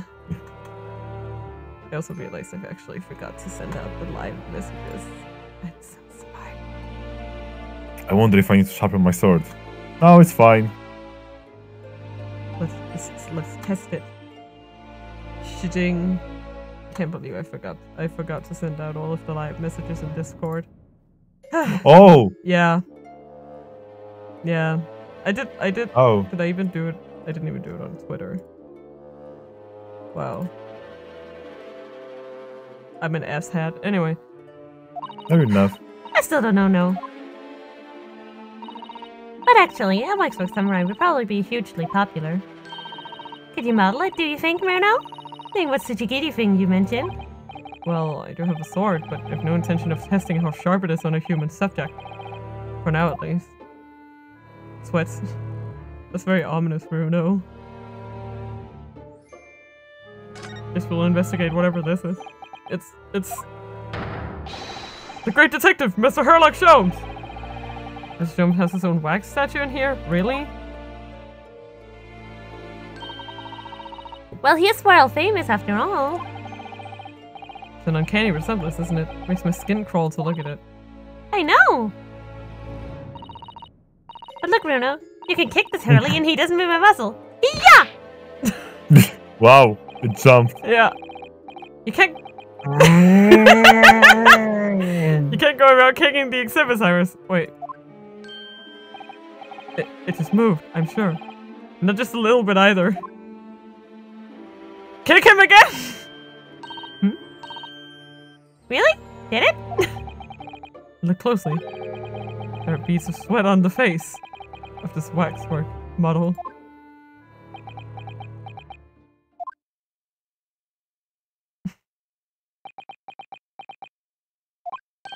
Shall we move on, Iris?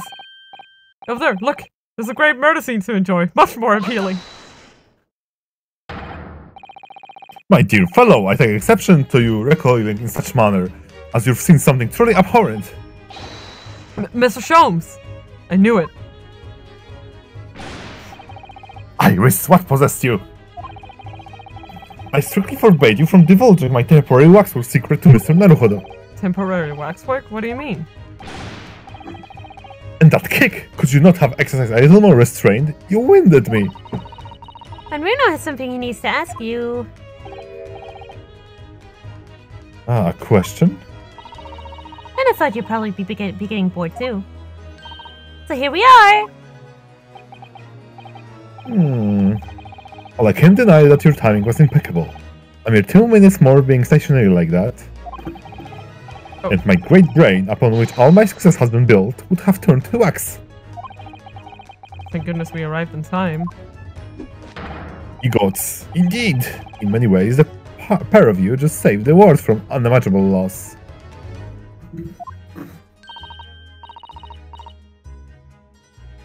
Oh, Hurley. You do like to talk nonsense, don't you? You're full of shit! I beg your pardon? You can know something, it's true. About Lord Min 6 and what happened in the past to change him. Now that you're here, let's take our time. How can I be of assistance?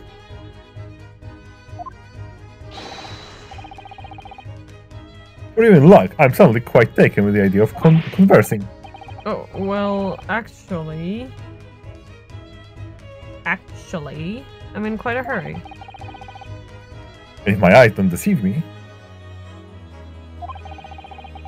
I believe something is afoot within the walls of this very museum. The most fascinating case, if I'm not mistaken.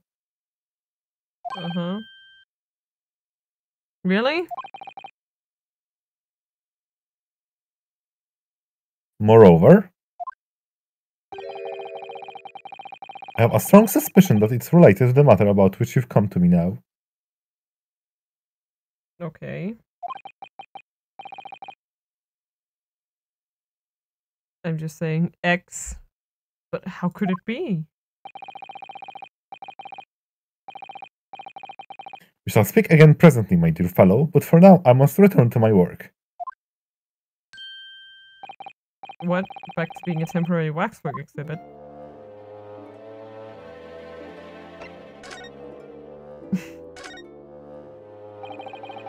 What is this place?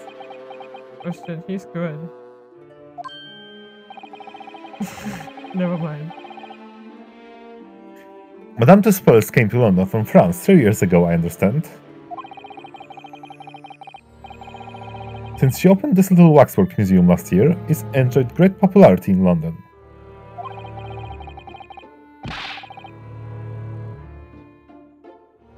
There are museums like this in Japan too, but these displays are something else.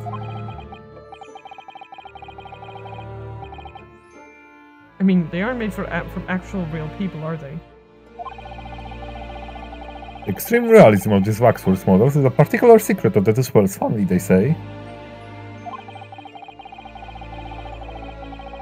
They earned renown during the French Revolution for the waxwork of victims of the guillotine.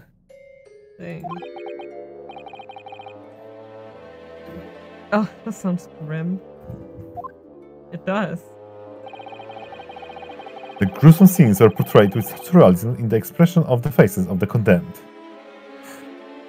Oh great, that sounds amazing. Apparently, the sculptors would make the models directly from the corpses, right there at the site of the execution. That really turns my stomach. Yep. That does sound very gnarly. Gnarly? That's just one of several legends about the Tuspels family. Whether there are any truth in it, I couldn't say. But anyway, this museum houses a model of famous people from all over the globe. And nevertheless, the most popular area of the museum by quite some margin is this House of Horrors. I see. No, you don't. You're still looking at me. I see. No! You need to move your head, Mr. Naruhodo. House of Horrors? Horrors, yes. Of course, visitor numbers are dwindling now as a result of the Great Exhibition. But people usually flock here to see exhibits of some London's most vile criminals at the gruesome work. Naturally, most of the miscreants portrayed here were sent to the gallows. So they're even stiffer now that the model solved them.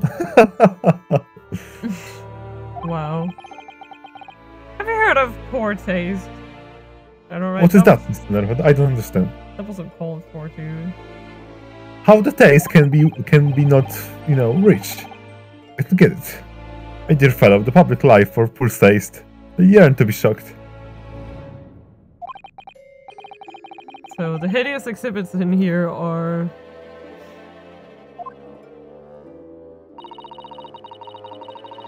They're all portrayals of real events that actually took place.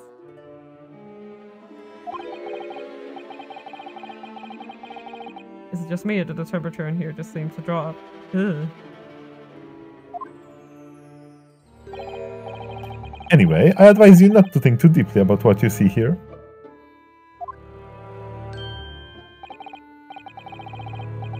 Oh, he's back to being a waxwork, is he? Is he now?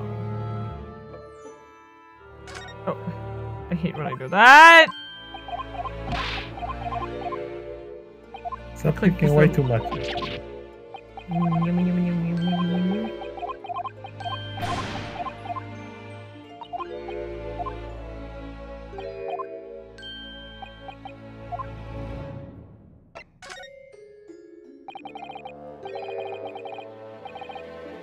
What do you mean by temporary waxwork, Mr. Sholmes?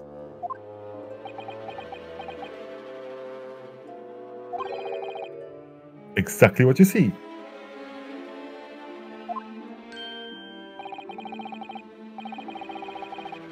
I am part of exhibits here, catching these criminals in the act. Catching them? Every half an hour, I home in on a different killer in one of the displays and adopt a new pose to ensnare him.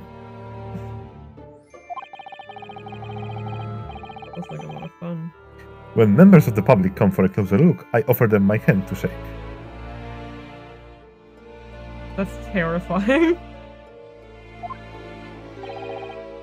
For a shilling, I'll happily allow them to take a photograph with us. I see. Us? Does it mean him and the waxwork murderers here? But why, Mr. Sholmes? My dear fellow, is it obvious? For the money! Fair. Money! Have a nice Why do day. you work, Mr. Naruhodo? For money! He really roared at me there. Very fitting of the House of Horrors. No money, Mr. Naruhodo. As it stands, I may struggle to pay this monster rent. I have two ravenous iris to consider. Oh, Hurley. I'm so hungry. If push comes to shove, I shall have to ask you to do your bit, Mr. Naruhodo. What's he threatening to rope me into now? God. Give me money. Pay. But I already did. You need to pay. But I did. You need to pay. You never paid. I always do. You never do.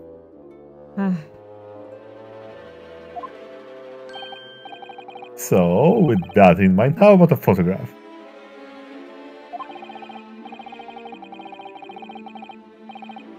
As a special treat, you may have your pick on the murderers and scoundrels in here. The choice is yours. Maybe some other time. Remember, Mr. Naruhodo, ignore me at your peril. Back to being a waxwork again. Is it just me? His final remark there sounded a lot like a curse. He's cursing me.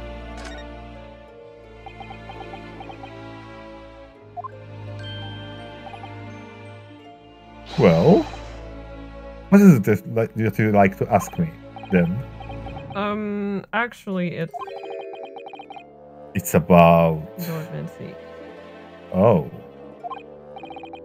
Well, our friend Mr. Reaper. How did you find him? Well, I trust. Did you Is like he well? him? Was he cute? Did he say anything about me?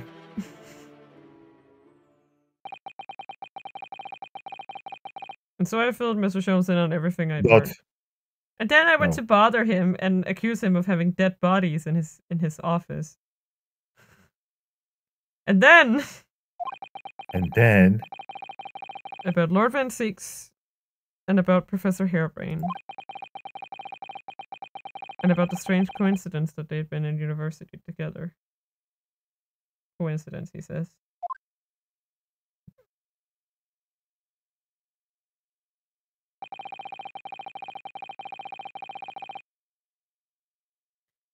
But I'm wondering what it was that happened to make Lord Van Seeks such a different person. I was sure that you'd know, Hurley.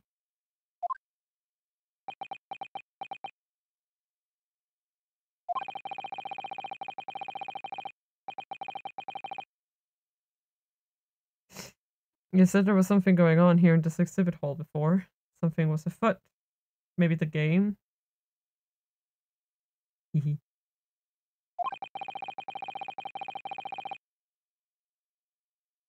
And that you believed it was related to what I wanted to ask you about.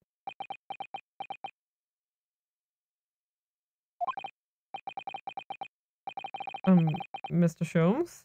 He suddenly climbed up. well, it seems we've reached the unavoidable. Greetings. Might as well just take her for now. I love her design, by the way. Oh, hello. Where did she appear from? And what's she wearing? Could she look any more mysterious? Could she look any more like, hello, I am not a witch. .png. Not burn, not. I hope you're appreciating my museum. Sorry, have we... Mr. Sholmes, do you know this? Not again! He ran! The bitch! My apologies. I'm Esmeralda to Spells. This is my museum of waxwork. Oh, you're the Madame to Spells? Oh god, I cannot. Was she French? I forgot. Si, oui. Si. Only 26 years young, I might add. Bien. Is that significant somehow? I'm a Madame in name only. That's... oh god. I cannot French! I'm not gonna say anything. Because I will do it wrong. Right, it's fine. Firstly, I must apologize for my waxworks. Or rather, one waxwork in particular. That'll be Mr. Sholmes then. I was led to believe he was a great detective, but he seems unable to settle. Ah oui. Next time you move from your designated exhibit, there will be toil and trouble. Ah! Recoil. She sounds deadly serious. Uh-oh. What's the problem? Am I supposed to ask Mr. Sholmes about Lord Van Seeks now? Let's not forget what Hurley said before. About something being afoot. Right here in the museum, I mean. Yeah, I know, but he's sitting there scared for his life. Like, what are we supposed to do? He's just sitting there shaking in his pants. Person Naruhodo, can you stop? I'm so curious. I want to know what's happening here.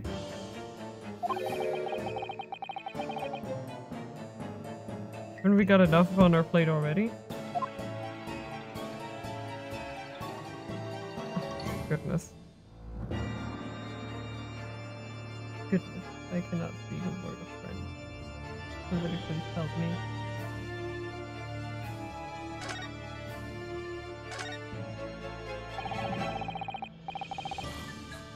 Did you make all these waxworks, Madame to Spells? I did. I'm the third generation of waxwork artisans, you know. Gosh!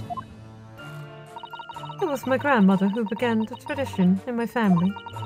Her fortunes were checkered, living through the turbulent times of the French Revolution as she did. Oh, that is when she acquired the savoir-faire that leads to, and the astonishing lifelikeness. Taking it from dead bodies. All these waxes really do look as though they're alive. In fact, they look more alive than Hurley.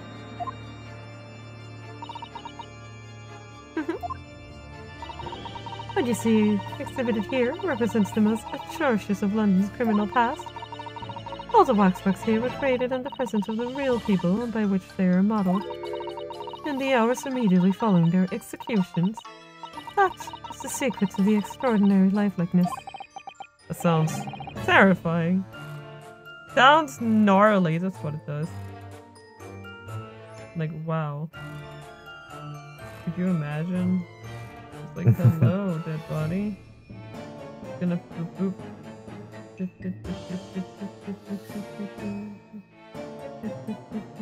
I like this music a lot. Just vibing. All walks of life have similar challenges, I'm sure. To carry out one's trade par excellence, one must go to extraordinary lengths. My exhibits are a reflection of society. I create only that which the public wishes to see. Why couldn't the public have wished for something less horrifying? True. Do not fear. Sorry? This room is the only one in the museum which is such a macabre theme. I do hope you'll explore. From also famous singers, actors, politicians. Something for every taste, I hope. Those Iris would drag me straight in here to come to think of it. I just love homicide. Sorry, perhaps I should have eased you into things. Iris over here like, yay, homicide. Woo! Moiter! Okay. Well, what is he doing? What's the situation with that? Oh, my temporary waxwork model. He approached me some days ago, you see, with a business proposal. Oh, what sort of proposal? My dear madam, what this sparse exhibit needs. Addition of a world-famous Grand Detective.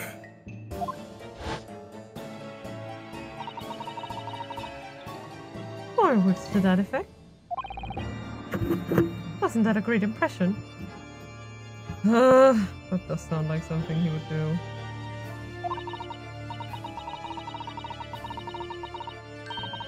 Naturally, I am well aware that Mr. Jones is widely known in London as a talented detective.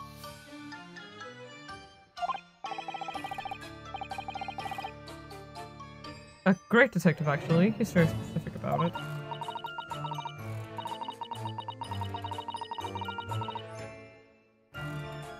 Yes, the creme de la creme. So I was keen to come to some arrangement with him, of course. But sadly, we were unable to agree on terms. Let me guess. Someone wanted to charge an exorbitant price for his services. For a mere £500, I will dive into your counters of wax this very moment.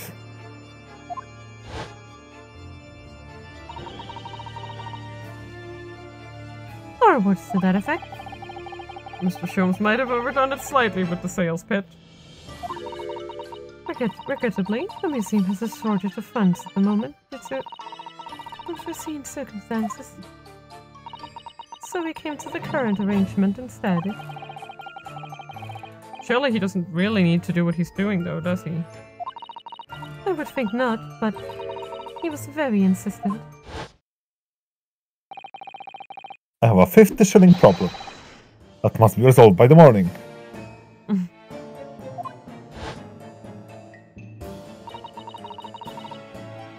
Or words to that effect. It's the pawnbroker, that's what it is. He must have something to redeem. Is the consulting detective work not going so well?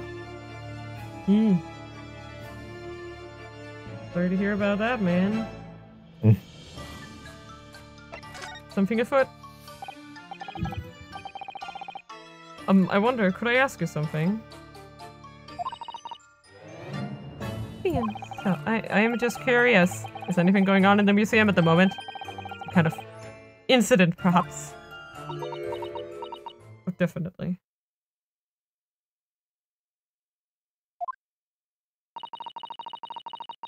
Whoever suggested such a thing to you? Oh, well, it was, sweating. Your temporary waxer over there who mentioned to me a little... Oh! He ran, the bastard.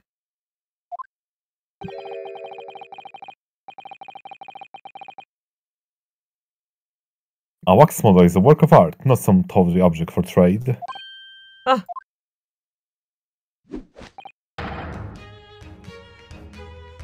There you are! I thought it was him who talked. Like, whenever I hear that noise, I just assume it's him who talked. So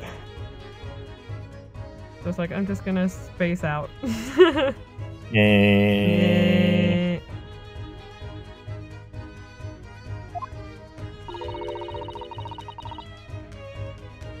Leaving the exhibit again when you should be working? Do you wish to be melted down? My dear Madame Tuspel, save your reprimands. There are more pressing concerns. The wax can wait. It's our ideas about your current problem we must throw into the melting pot instead. Huh.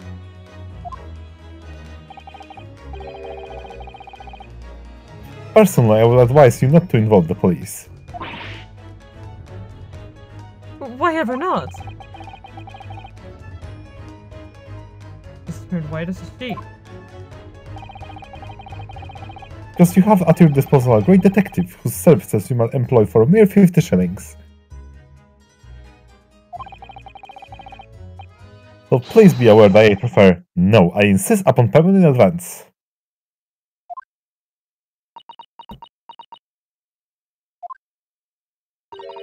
Very well. Let us see if the great detective is able to live up to his name, shall we?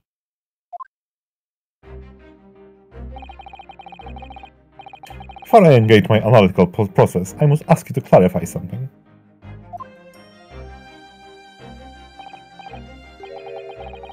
What prey is behind the curtain?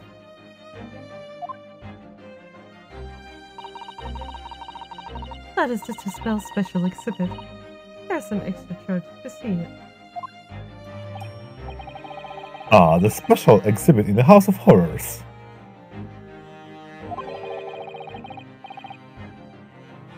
It must depict a special killer then, I presume.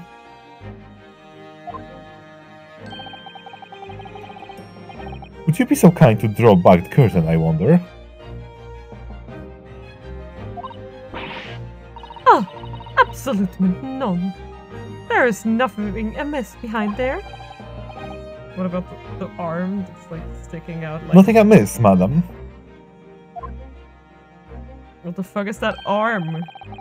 What about the arm protruding ominously from under the curtain? Good. So nobody could see that. I strongly encourage you to allow me to see what lies beyond before the situation worsens.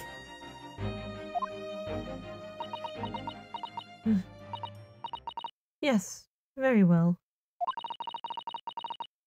I will draw back the curtain. But only a little, I guess just a little bit. I don't know. Shoop.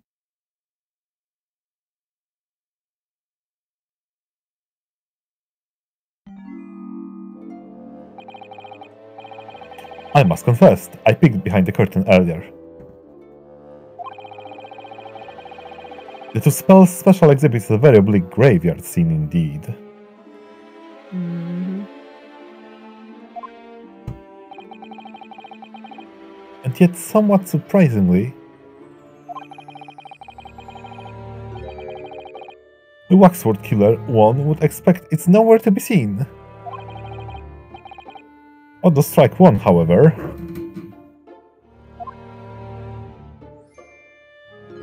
Wait, that's the joke! is a portly gentleman lying peacefully on his back on the floor. That's the joke! He's dead. What are money.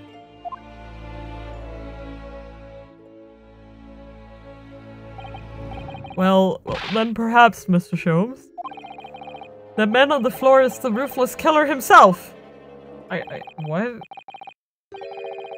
I'm afraid not, my dear Pharaoh. He's a perfectly ordinary London gentleman, not even a waxwork, in fact. You might even know him. What? As skillfully made as these waxworks are, they are always distinguishable from real humans.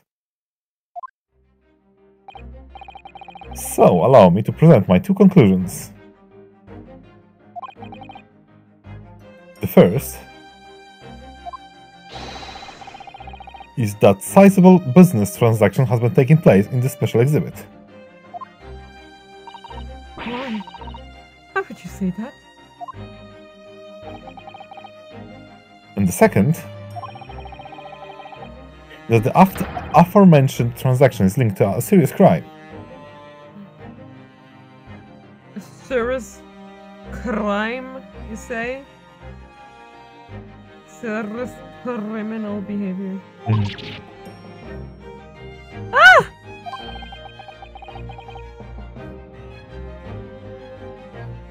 Looks as pale as candle wax. I don't understand.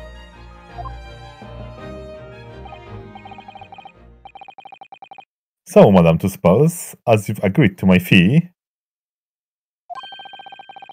you shall now have the pleasure of seeing this famously great detective and temporary exhibit at work. Oh my god. Time to watch him be wrong about that. Here we go.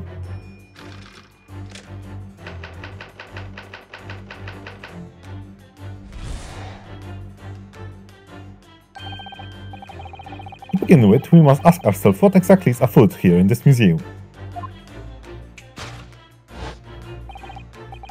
The answer is revealed by the bundle of banknotes protruding so helpfully from your bag. In my estimation, some £200. That is all my own money. So what does that large sum of money reveal? Ah, not as much as the involuntary glance that you cast, it would seem, Madame Tussauds. Yes, the answer lies where your eyes now fall.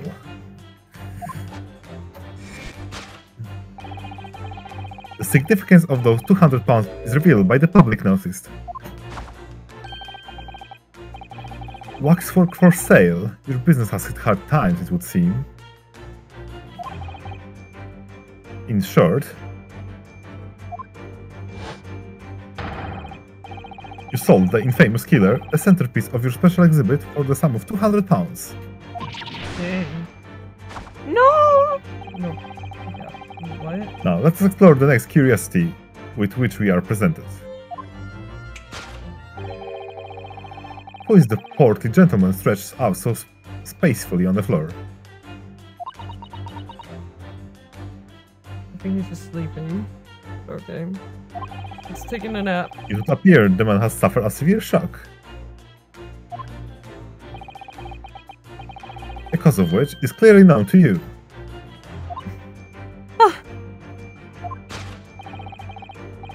Unfortunately, madame, keeping secrets does not appear to be your forte.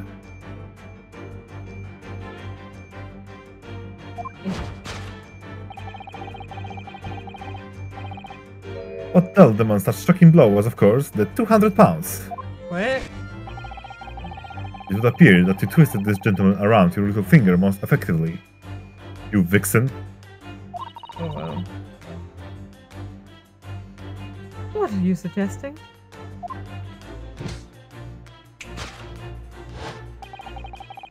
You rashly agreed to purchase the waxworks for the sum of £200.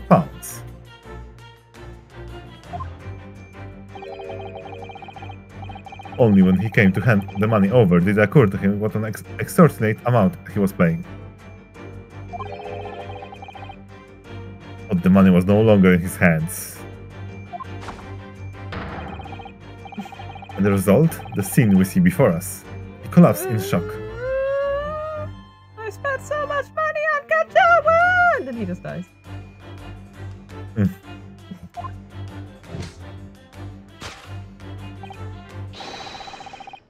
Yes, the killer in this special exhibit fetched a killer prize. We can only pray that the gentleman's dreams are not plagued with regret. I see. I don't know about this.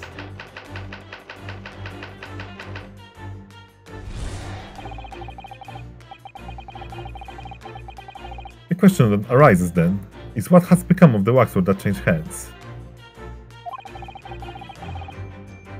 Let us consider that problem for a moment.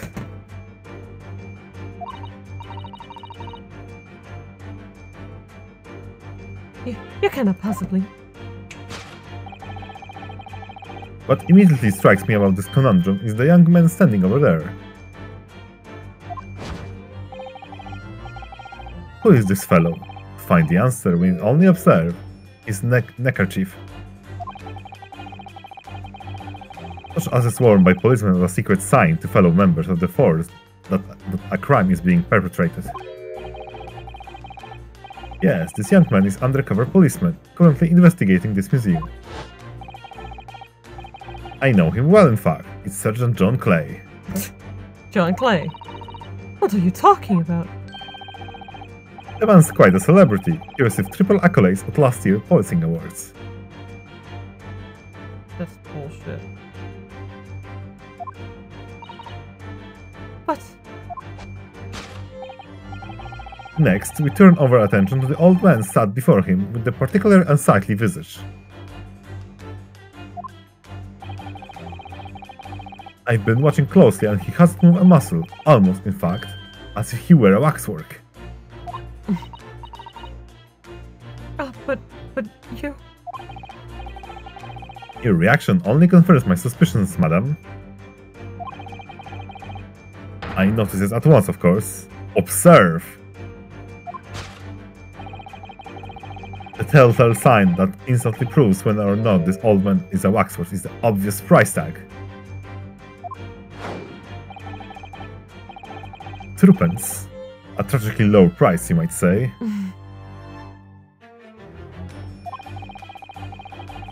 Or perhaps the going rate for aging wax through cracks. And yet you sold it to the poor gentleman for an exorbitant £200.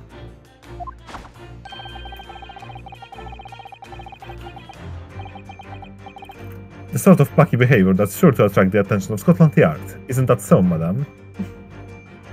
This is foolish. I love it.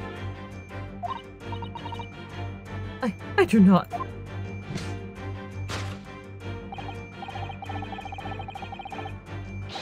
Yeah. Yes, the waxwork it sold has already been seized by the police and remains in their custody as we speak. The old man must be reunited with his grave in the special exhibit and not a moment too soon. I don't know about this.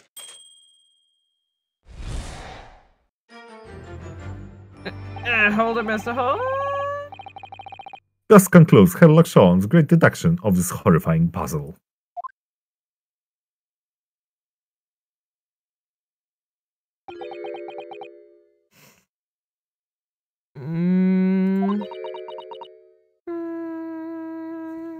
Also, I don't know why, but this scarf that this policeman has, right? This 3-pence one, right?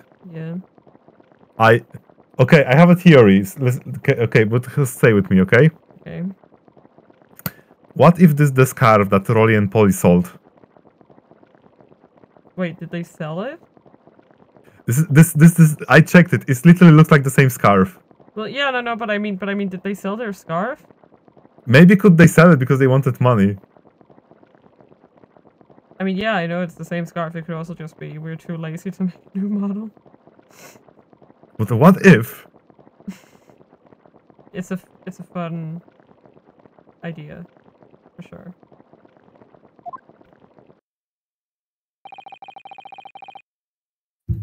I see. I've stunned you all into silence.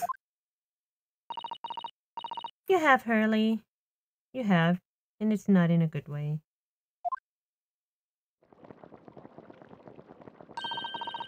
And you've obviously upset this young lady in the process. Her cauldron looks awful hot.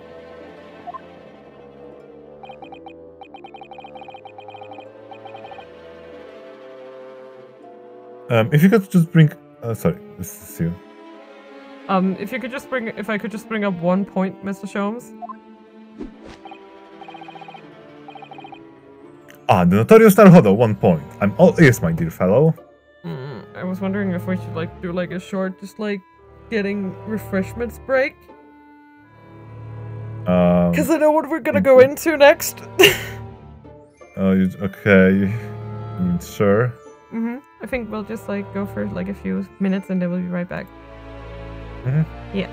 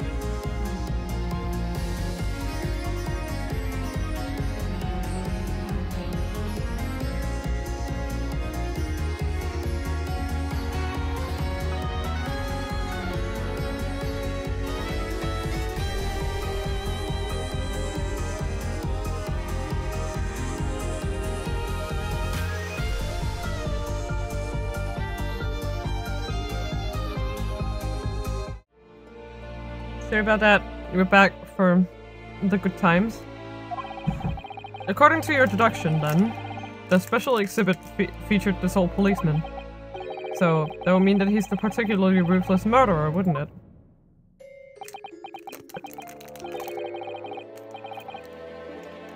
Killer policeman, Ottermole. That's hilarious. Sorry? It was a mysterious series of murders that rattled the capital only last year. The police rushed to the scene every time, only to find the culprit had disappeared into the theater. And it turned out the policeman was the culprit was the policeman himself! A senior officer by the name of Ottermole. So you mean that's who the sinister-looking old man there is supposed to be? Indeed, it has a particularly grim face, is it not? I swear to God, if he's just like a normal guy. Wait, no. Never mind.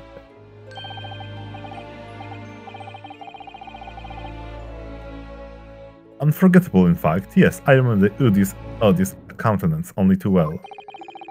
But is £200 a lot of money for a wax model? It would be enough to afford one of the latest STEM carriages, if that puts things in perspective. So, it is quite a lot then.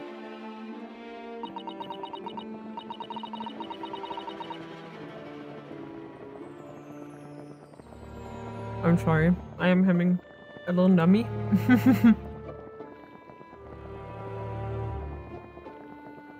It's okay, we're just getting our faces warmed by the cauldron. of death.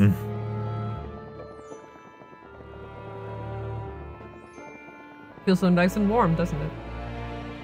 Is there anything else you wish to add? Before I melt you down. That bubbling wet is looking more and more ominous. Smell of all that molten wax is starting to worry me. Mr. Sholmes did more or less just accuse her to the face, so I think I might have to call on your assistant here, Iris, if that's alright? To make some minor corrections to the great detective's great deductions. Of course it's alright. I'll set things straight. Well then, let's get started then, shall we? Before Madame Tuspels vents her anger. Just what I was waiting to hear, my dear fellow. So, Madame Tuspels, in accordance with our agreement, you shall now have the pleasure of seeing the famously great detective and temporary exhibit at work. Hold it!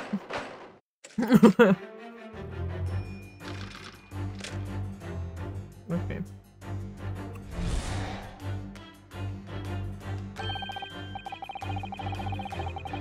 To begin with, we must ask ourselves what exactly is afoot here in this museum. Is this the game? The answer is revealed by the bundle of banknotes protruding so helpfully from your bag. In my estimation, some £200. That is all my own money. Oh, Mom. So what does this large sum of money reveal? Not as much as an involuntary glance at your cast, it would seem, Madame Tuspels. Yes, the answer lies where your eyes now fall.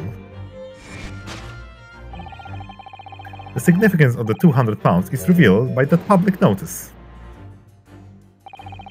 She definitely looked in this direction, it's true. But I'm not sure she'd sell any of her waxworks even for £200. Oh? She must pour her heart and soul into making them, don't you think? Over and above the wax? If it were me, I wouldn't sell them for anything. For that much money, I would. But it sounds like that makes me a bad person. Well, anyway. I wonder if the £200 could have some other significance. Let's follow that furtive glance again and see if there's anything that could explain it.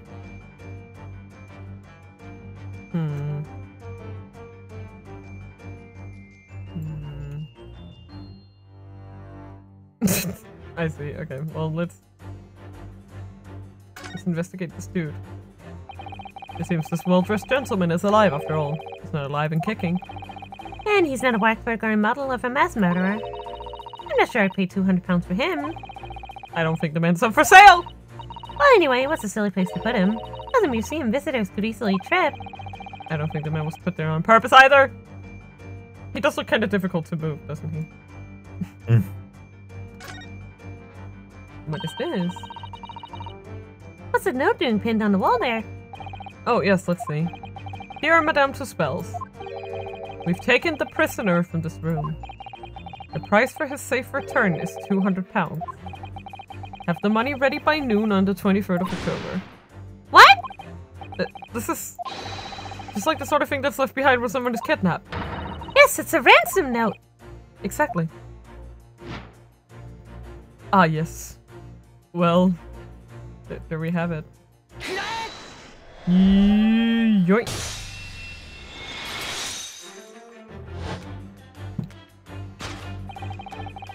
The significance of the £200 is revealed by that ransom note. Oh.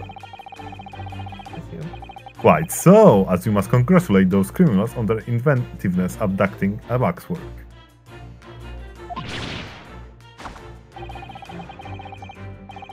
£200 is no small ransom fee that you clearly intended to pay. The model in question has special importance, so I put together all the money I have. In summary then, the £200 you have in your handbag is ransom money. Ransom. Now, let's look for the next curiosity with which we are presented. Who is this portly gentleman stretched out so peacefully on the floor?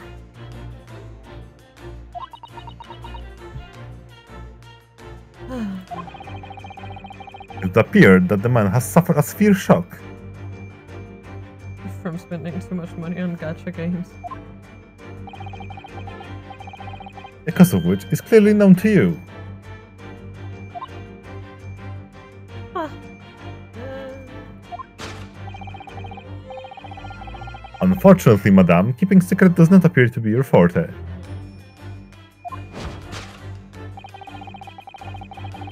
What dealt the man such a shocking blow was, of course, the 200 pounds. Since the waxwork was kidnapped, where does it leave us in terms of who this man is? You could just ask him when he comes round. I think the point of this exercise is to understand the beauty of the deduction process, Iris. Yeah, you're right. Hurley's trying so hard, we mustn't let him down. Well, there's little doubt that the man suffered a shock. That much seems clear. But in that case, what's Madame Tuspel's trying to hide? Let's have a closer look around. I swear to God. If she has like a hammer behind her. Wait, what? Wait, what? Wait. Oh, look at her long hair. Nice. Madame Tuspel has very long hair, doesn't she? Yes, but you couldn't tell looking at her from the front. You know, looks rather like a whip, don't you think? Sort of whip that could have floored the gentleman with a single crack. That seems a little far-fetched. Even for you, Bruno. I'm disappointed. Okay, and then it's like this. I don't think that's her hand, but okay. What do you mean? It has a totally different color. Like, look, you can see her skin there. Oh, come on, maybe it's a condition. This is just Madame Tuspel's right hand, isn't it? It's a left hand. That's a left hand. Maybe it's a condition. Why are you so mean? Yes, it must be. I can clearly see her left hand after all. Oh, but wait a minute. This is a left hand as well, look! That is very weird. Don't say such creepy things, Iris, please. And it seems very stiff too. In fact, it's really hard. You mean it's made of wax? It's a waxy hand.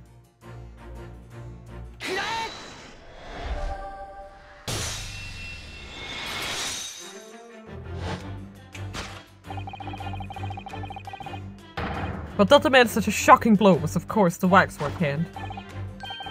Indeed, with a solid waxwork clean, one could deliver a very substantial blow. How could you? The hand protruding from the bottom of your cape. That's me! Sorry. Yeah. Sorry. The hand protruding from the bottom of your cape. It ought to be a right hand, but closer inspection reveals that in fact it's a left hand. Ah!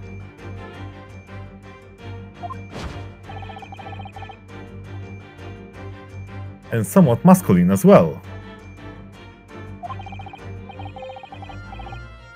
In other words, it does not belong to you, madam. It's the hand of the waxwork model. Yeah! Okay.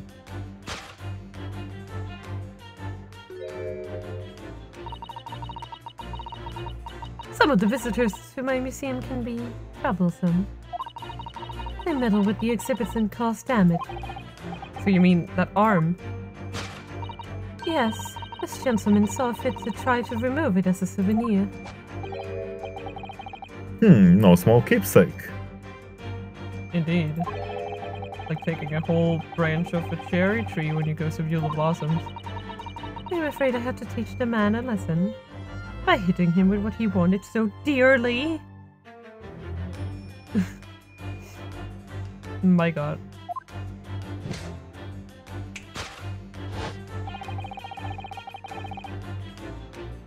You confronted the man and tried to take the arm back.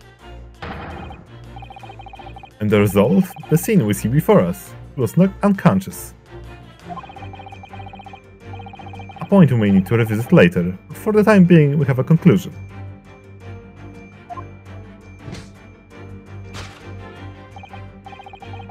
Yes, the killer in the special exhibit has been kidnapped. Killer nap.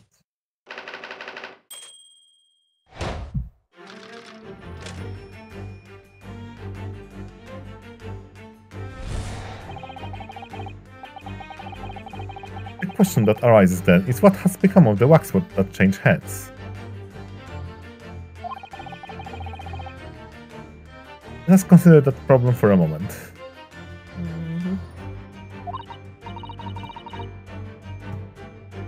You cannot possibly.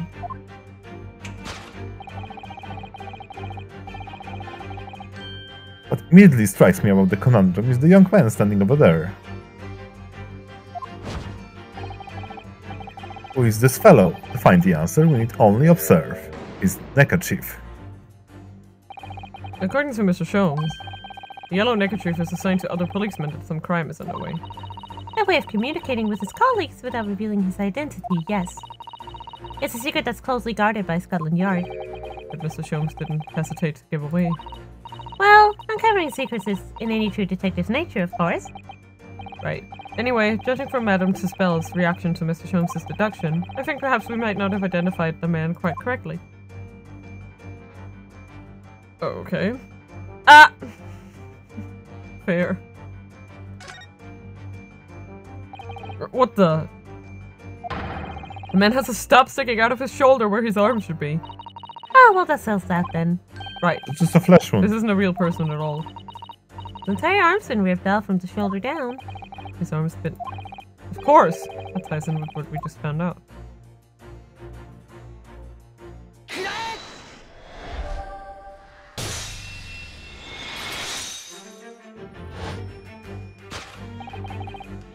Who is this fellow? To find the answer, we need only observe his shoulder stub. No such boneless human walks this earth, of that I can assure you. In other words, the man standing here, the young Sergeant John Clay, is in fact defying all odds, a waxwork model. I seem to remember it was you who concluded that he was a real person in the first place, Mr. Sholmes. Shut up! He has become quite a celebrity in London, being the winner of no less than 3 policing awards last year. So we had to make a model of the man. Naturally, what other explanation could there be? And it was this detective's arm that was pulled off by the man on the floor in the special exhibit, wasn't it? Next, we turn our attention to the old man sat before him with a particularly unsightly visage.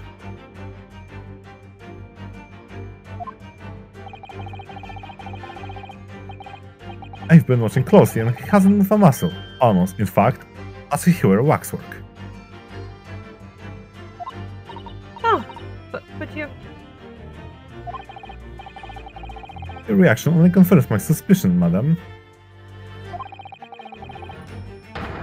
I noticed it at once, of course. Observe. The overall sign is that instantly proves whether or not this old man is a waxwork is the obvious price tag.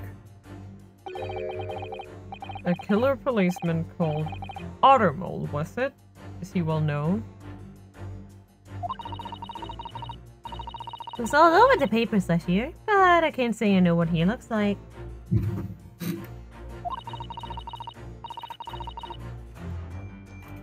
It's a very low price, though. 4 pence isn't much money. He's a cheap bitch. Only enough for a few measly hours of gas in Mr. Garridip's delightful lodgings, in fact. So this is the special killer taken from the special exhibit, is it? The waxwork that somebody stole from the museum and tried to ransom for £200. Is this crusty old killer policeman Ottermole? Really? Perhaps we should have a good look around again and see if another idea crops up. Oh wait, he has it. Oh. Oh.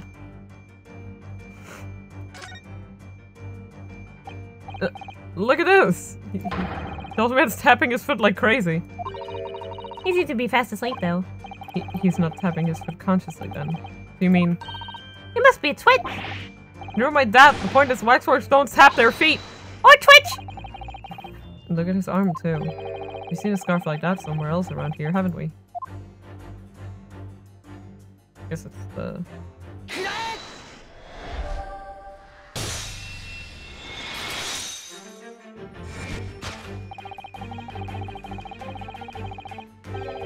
The telltale sign that instantly proves whether or not this old man is a waxwork is the obvious twitch. Even the most realistic waxworks do not exhibit a twitch. But I have a feeling I'm on Twitch right now. In other words, this splendid old man is in fact a genuine member of Scotland Yard. Oh, now he's splendid. Slight shift in your choice of adjectives, then. And there you have it. Well, Madame Tuspals? Well, what? It was me who contacted the police and demanded that someone come here in the first place. He's clearly fatigued. He's sound asleep. But then, what's this tag about showing the price of 3 pence? No doubt the price tag of the muffler, which the old boy purchased recently at a local market. See, you know what my theory is? They bought it at the same market. Nah, no, Mina, it's not possible. You know why? Because Patricia actually made it for Rolly. Oh, right, but it's too short, or maybe he's just wrapped it around a few extra No, times? it's actually not. You can actually make it like...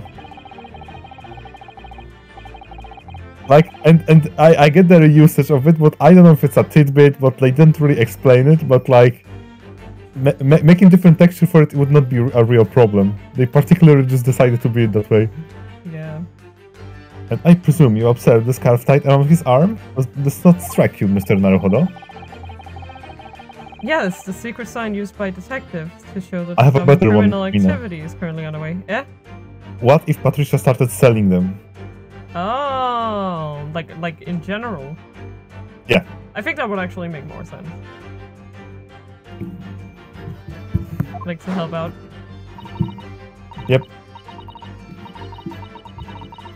Of course, because, as you know, there's been just such criminal activity happening here. As you deduced from the very beginning, Detective. So it would seem that we finally arrive at the truth.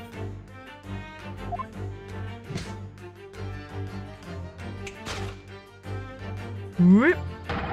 The waxwork of the especially ruthless killer from the special exhibit has been kidnapped. No, but see, it doesn't say that both of them say it at the same time. It just says Ryunosuke here. No, because Ryunosuke said this. Sean did not move his mouth. Ryunosuke did. Exactly, so I don't think they necessarily say this. No, in a they choir. did say it at the same time. Like, at this part, I don't know why they didn't, but previously they did. Okay, but here they did. It's because he's a wax thingy. And Scotland Yard are already investigating. That's why. It's because he's a wax figure.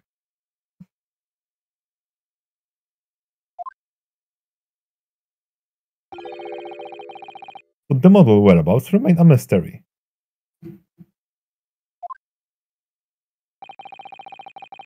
Thus concludes Sherlock Holmes' great deduction of this horrifying puzzle. Yay.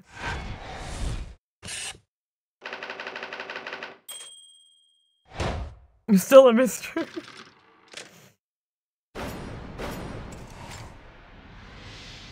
What is it? It's truly wise to admit when you to know what you don't know, whatever. All sorts of people visit my museum here, men and women, young and old. Sometimes they drop in just for a short time on their way back from the pub. I welcome them all. But if anyone tries to damage my exhibit, I do not take it lightly. Anyway. I love her! I'm sorry. But you don't know French. Your great deduction was even more enchanting than I had been led to believe. Oh, I don't speak French. I'm sorry. It was a pleasure, my dear madam. I am gratified that you enjoyed the spectacle. And as for your rough customer, I've no doubt he'll regain consciousness shortly and return home. What concerns me more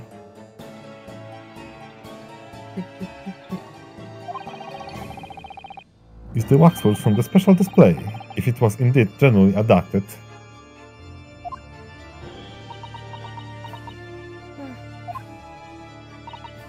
Yes, tragically, it was.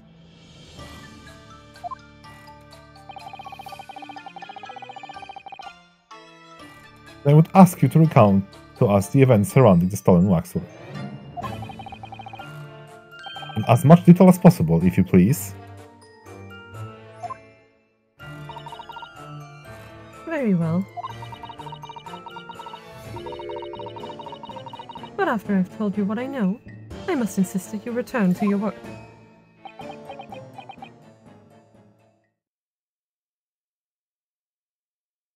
No. The talents of a great detective could be put to better use, I feel, but as you wish.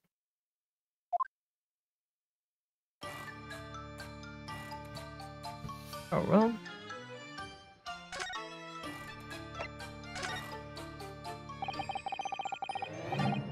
Tell us more about the stolen waxwork, please. It was some days ago now, when I came in here one morning. I immediately noticed that the waxwork was missing from my special exhibit here. It is your most prominent display, so that's why the curtain was closed. And I found the ransom note in his place. The culprit must have broken in during the night and taken it then. So this waxwork double stolen, which was a model of some horrible criminal, I suppose. Of a particularly horrible criminal, in fact. A killer who left a more profound scar in society than any other, I would say. The Professor. Right! I love it. Not a name I've heard of. I mean, technically, but we don't know if it's connected or if it's just a duty. Mm-hmm. Which is that McGilded's password for one of those redeemable items was Professor. But I have no idea if it's related or if it's just like, ha. It's just like the devs being, ha, you know. I have no idea, actually, to this day. So, Mr. Naruhodo, it seems the circle is complete. What? The circle is complete. Please explain more. The circle, you know, the round thing. It's complete. Sorry? Circle is complete. Yes, what? Exactly. You know the circle, like in O. The Professor case happened around the time I was born, didn't it? Ominous. I lived at the same time as I was born when a killer was going crazy. I love that for me. I'm sorry. Indeed it did, Iris. 10 years ago, a series of murders that rocked the capital.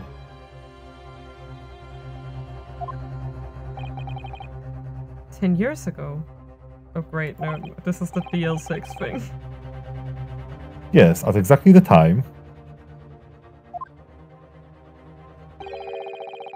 that Park Van Six graduated from university, in fact. Wow, he's old. What? Surely he's not.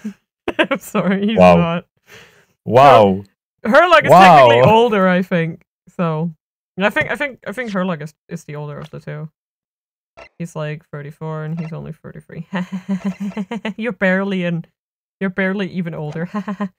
Barely legal. Surely he's not saying. So the big event that changed Mr. Reaper's life was the Professor case. As you surmise, it was the Professor case. Who was this Professor then? He was the Professor of Baron Van Six. Ah, I see. At university. Oh, I see. He was just such a bastard. Yep. It was a series of gruesome murders that had all of London gripped in terror a decade ago. After 5 victims were killed, the man was arrested and put to death. And now he's immortalized here in wax for all the Londoners to admire and enjoy.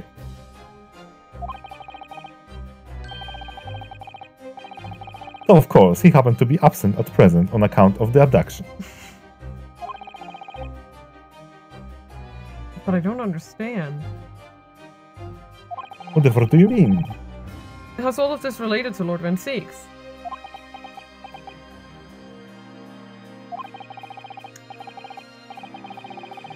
You must first understand, my dear fellow, why is that the professor earns such infamy? It was due to the victims he chose, some of the Whitehall finest. What do you mean, Hurley?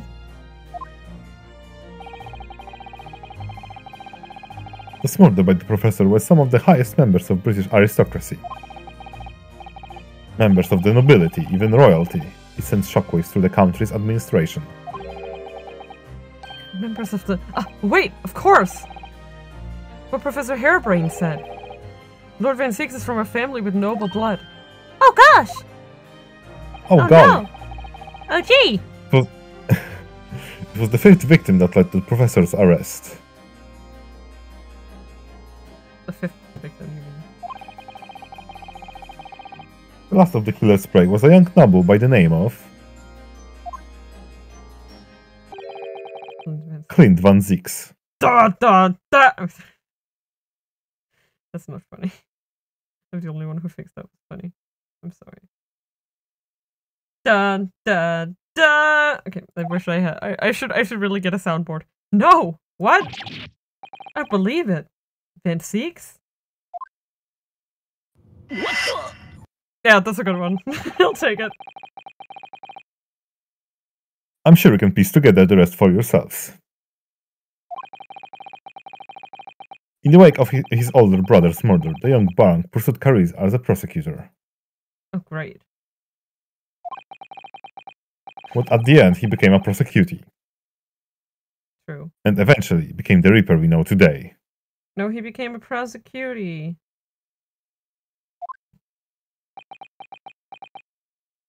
Oh my god.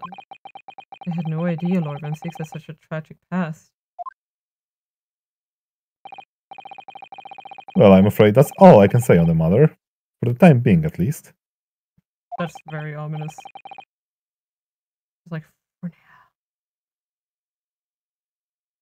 Because I actually know everything, because I have plot armor. After all, I have... God. As a Waxford exhibit. Oh, sorry, I was like, my brain was like, oh yeah, he read that. Yeah, it was. I'm sorry. My brain is really dumb. If you know that. Now you do. He's just avoiding the question. Yes.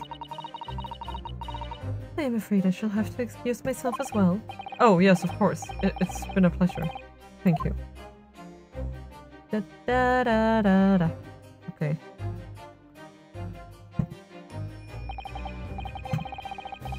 Well. No, I think that's her luck. Okay, let's bet. Well, none of the predicted scenarios I've been analyzing involve you coming to visit me here. It was Baron Von Zieks. Oh. No, that was Harebrained. It was Harebrained. Yeah. It's been too long, it really has. I'm delighted to see you, Barak. Yeah, I think that was him, like, none of the bananas I involved. They look so funny next to each other. We're friends. Yes. It's been 10 years, and here we are, meeting in a prison of all places. I can't forgive myself for what happened to Mr. Assman. I just can't. I still can't believe it. It could happen.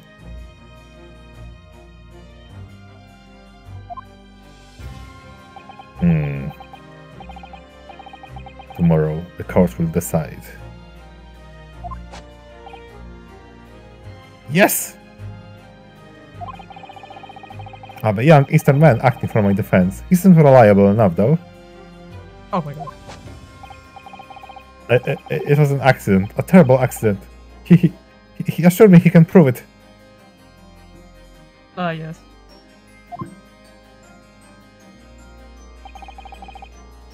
I must warn you. He likes to diddle. He likes to diddle. Oh, I know. I've heard already. You're going to be prosecuting, aren't you? Oh wow, he actually knows. He does have critical information. Yes.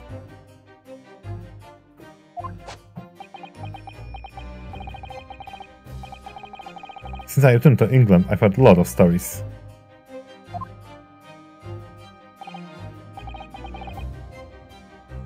Park, are you really? What?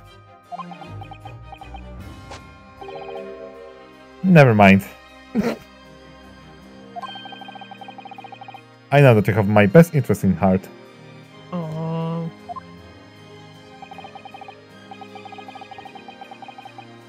My friend is on trial. I wouldn't entrust it to anybody else. Aww. Yeah, I kind of had a feeling, you know? Of course, I fully understand. Like that he wants to do this right, basically. That's so sweet. I love their relationship. It's just like a precious friendship. Thank you. Thank you, Barack. I was like, wait, whose lines are you reading right now? I wanted to say thank you too, but it was just inside voice. Yes. Until tomorrow, then. I'll see you in court. You're so really... Wait, I did send you that art of them, right? Or did I only Yes. send that to Sony? I think I think yeah, I think it was a thing. Yeah, but But a good place. Yeah, true. We're just about 3 hours. Because the trial is tomorrow, Mina. Right, so that means that we're gonna... There it is. Right, it was together with that fucking Herlock art. I get it! You're quirky! Yeah. That was such a good... Okay. Yeah, I do think that it is definitely the time, you know, to say bye-bye, friend. Bye-bye? Yeah, for today, and we're gonna do the trial tomorrow! Woo! It's gonna be exciting. This is gonna be a mess, and that's exactly what we're here for. You know? Bam. So, excited. Hope you're excited for whatever that's gonna bring. So yeah, we'll be back with some more of whatever the fuck this is tomorrow. And until then, I will see you guys. Good night. Oyasemina. Oyasemina.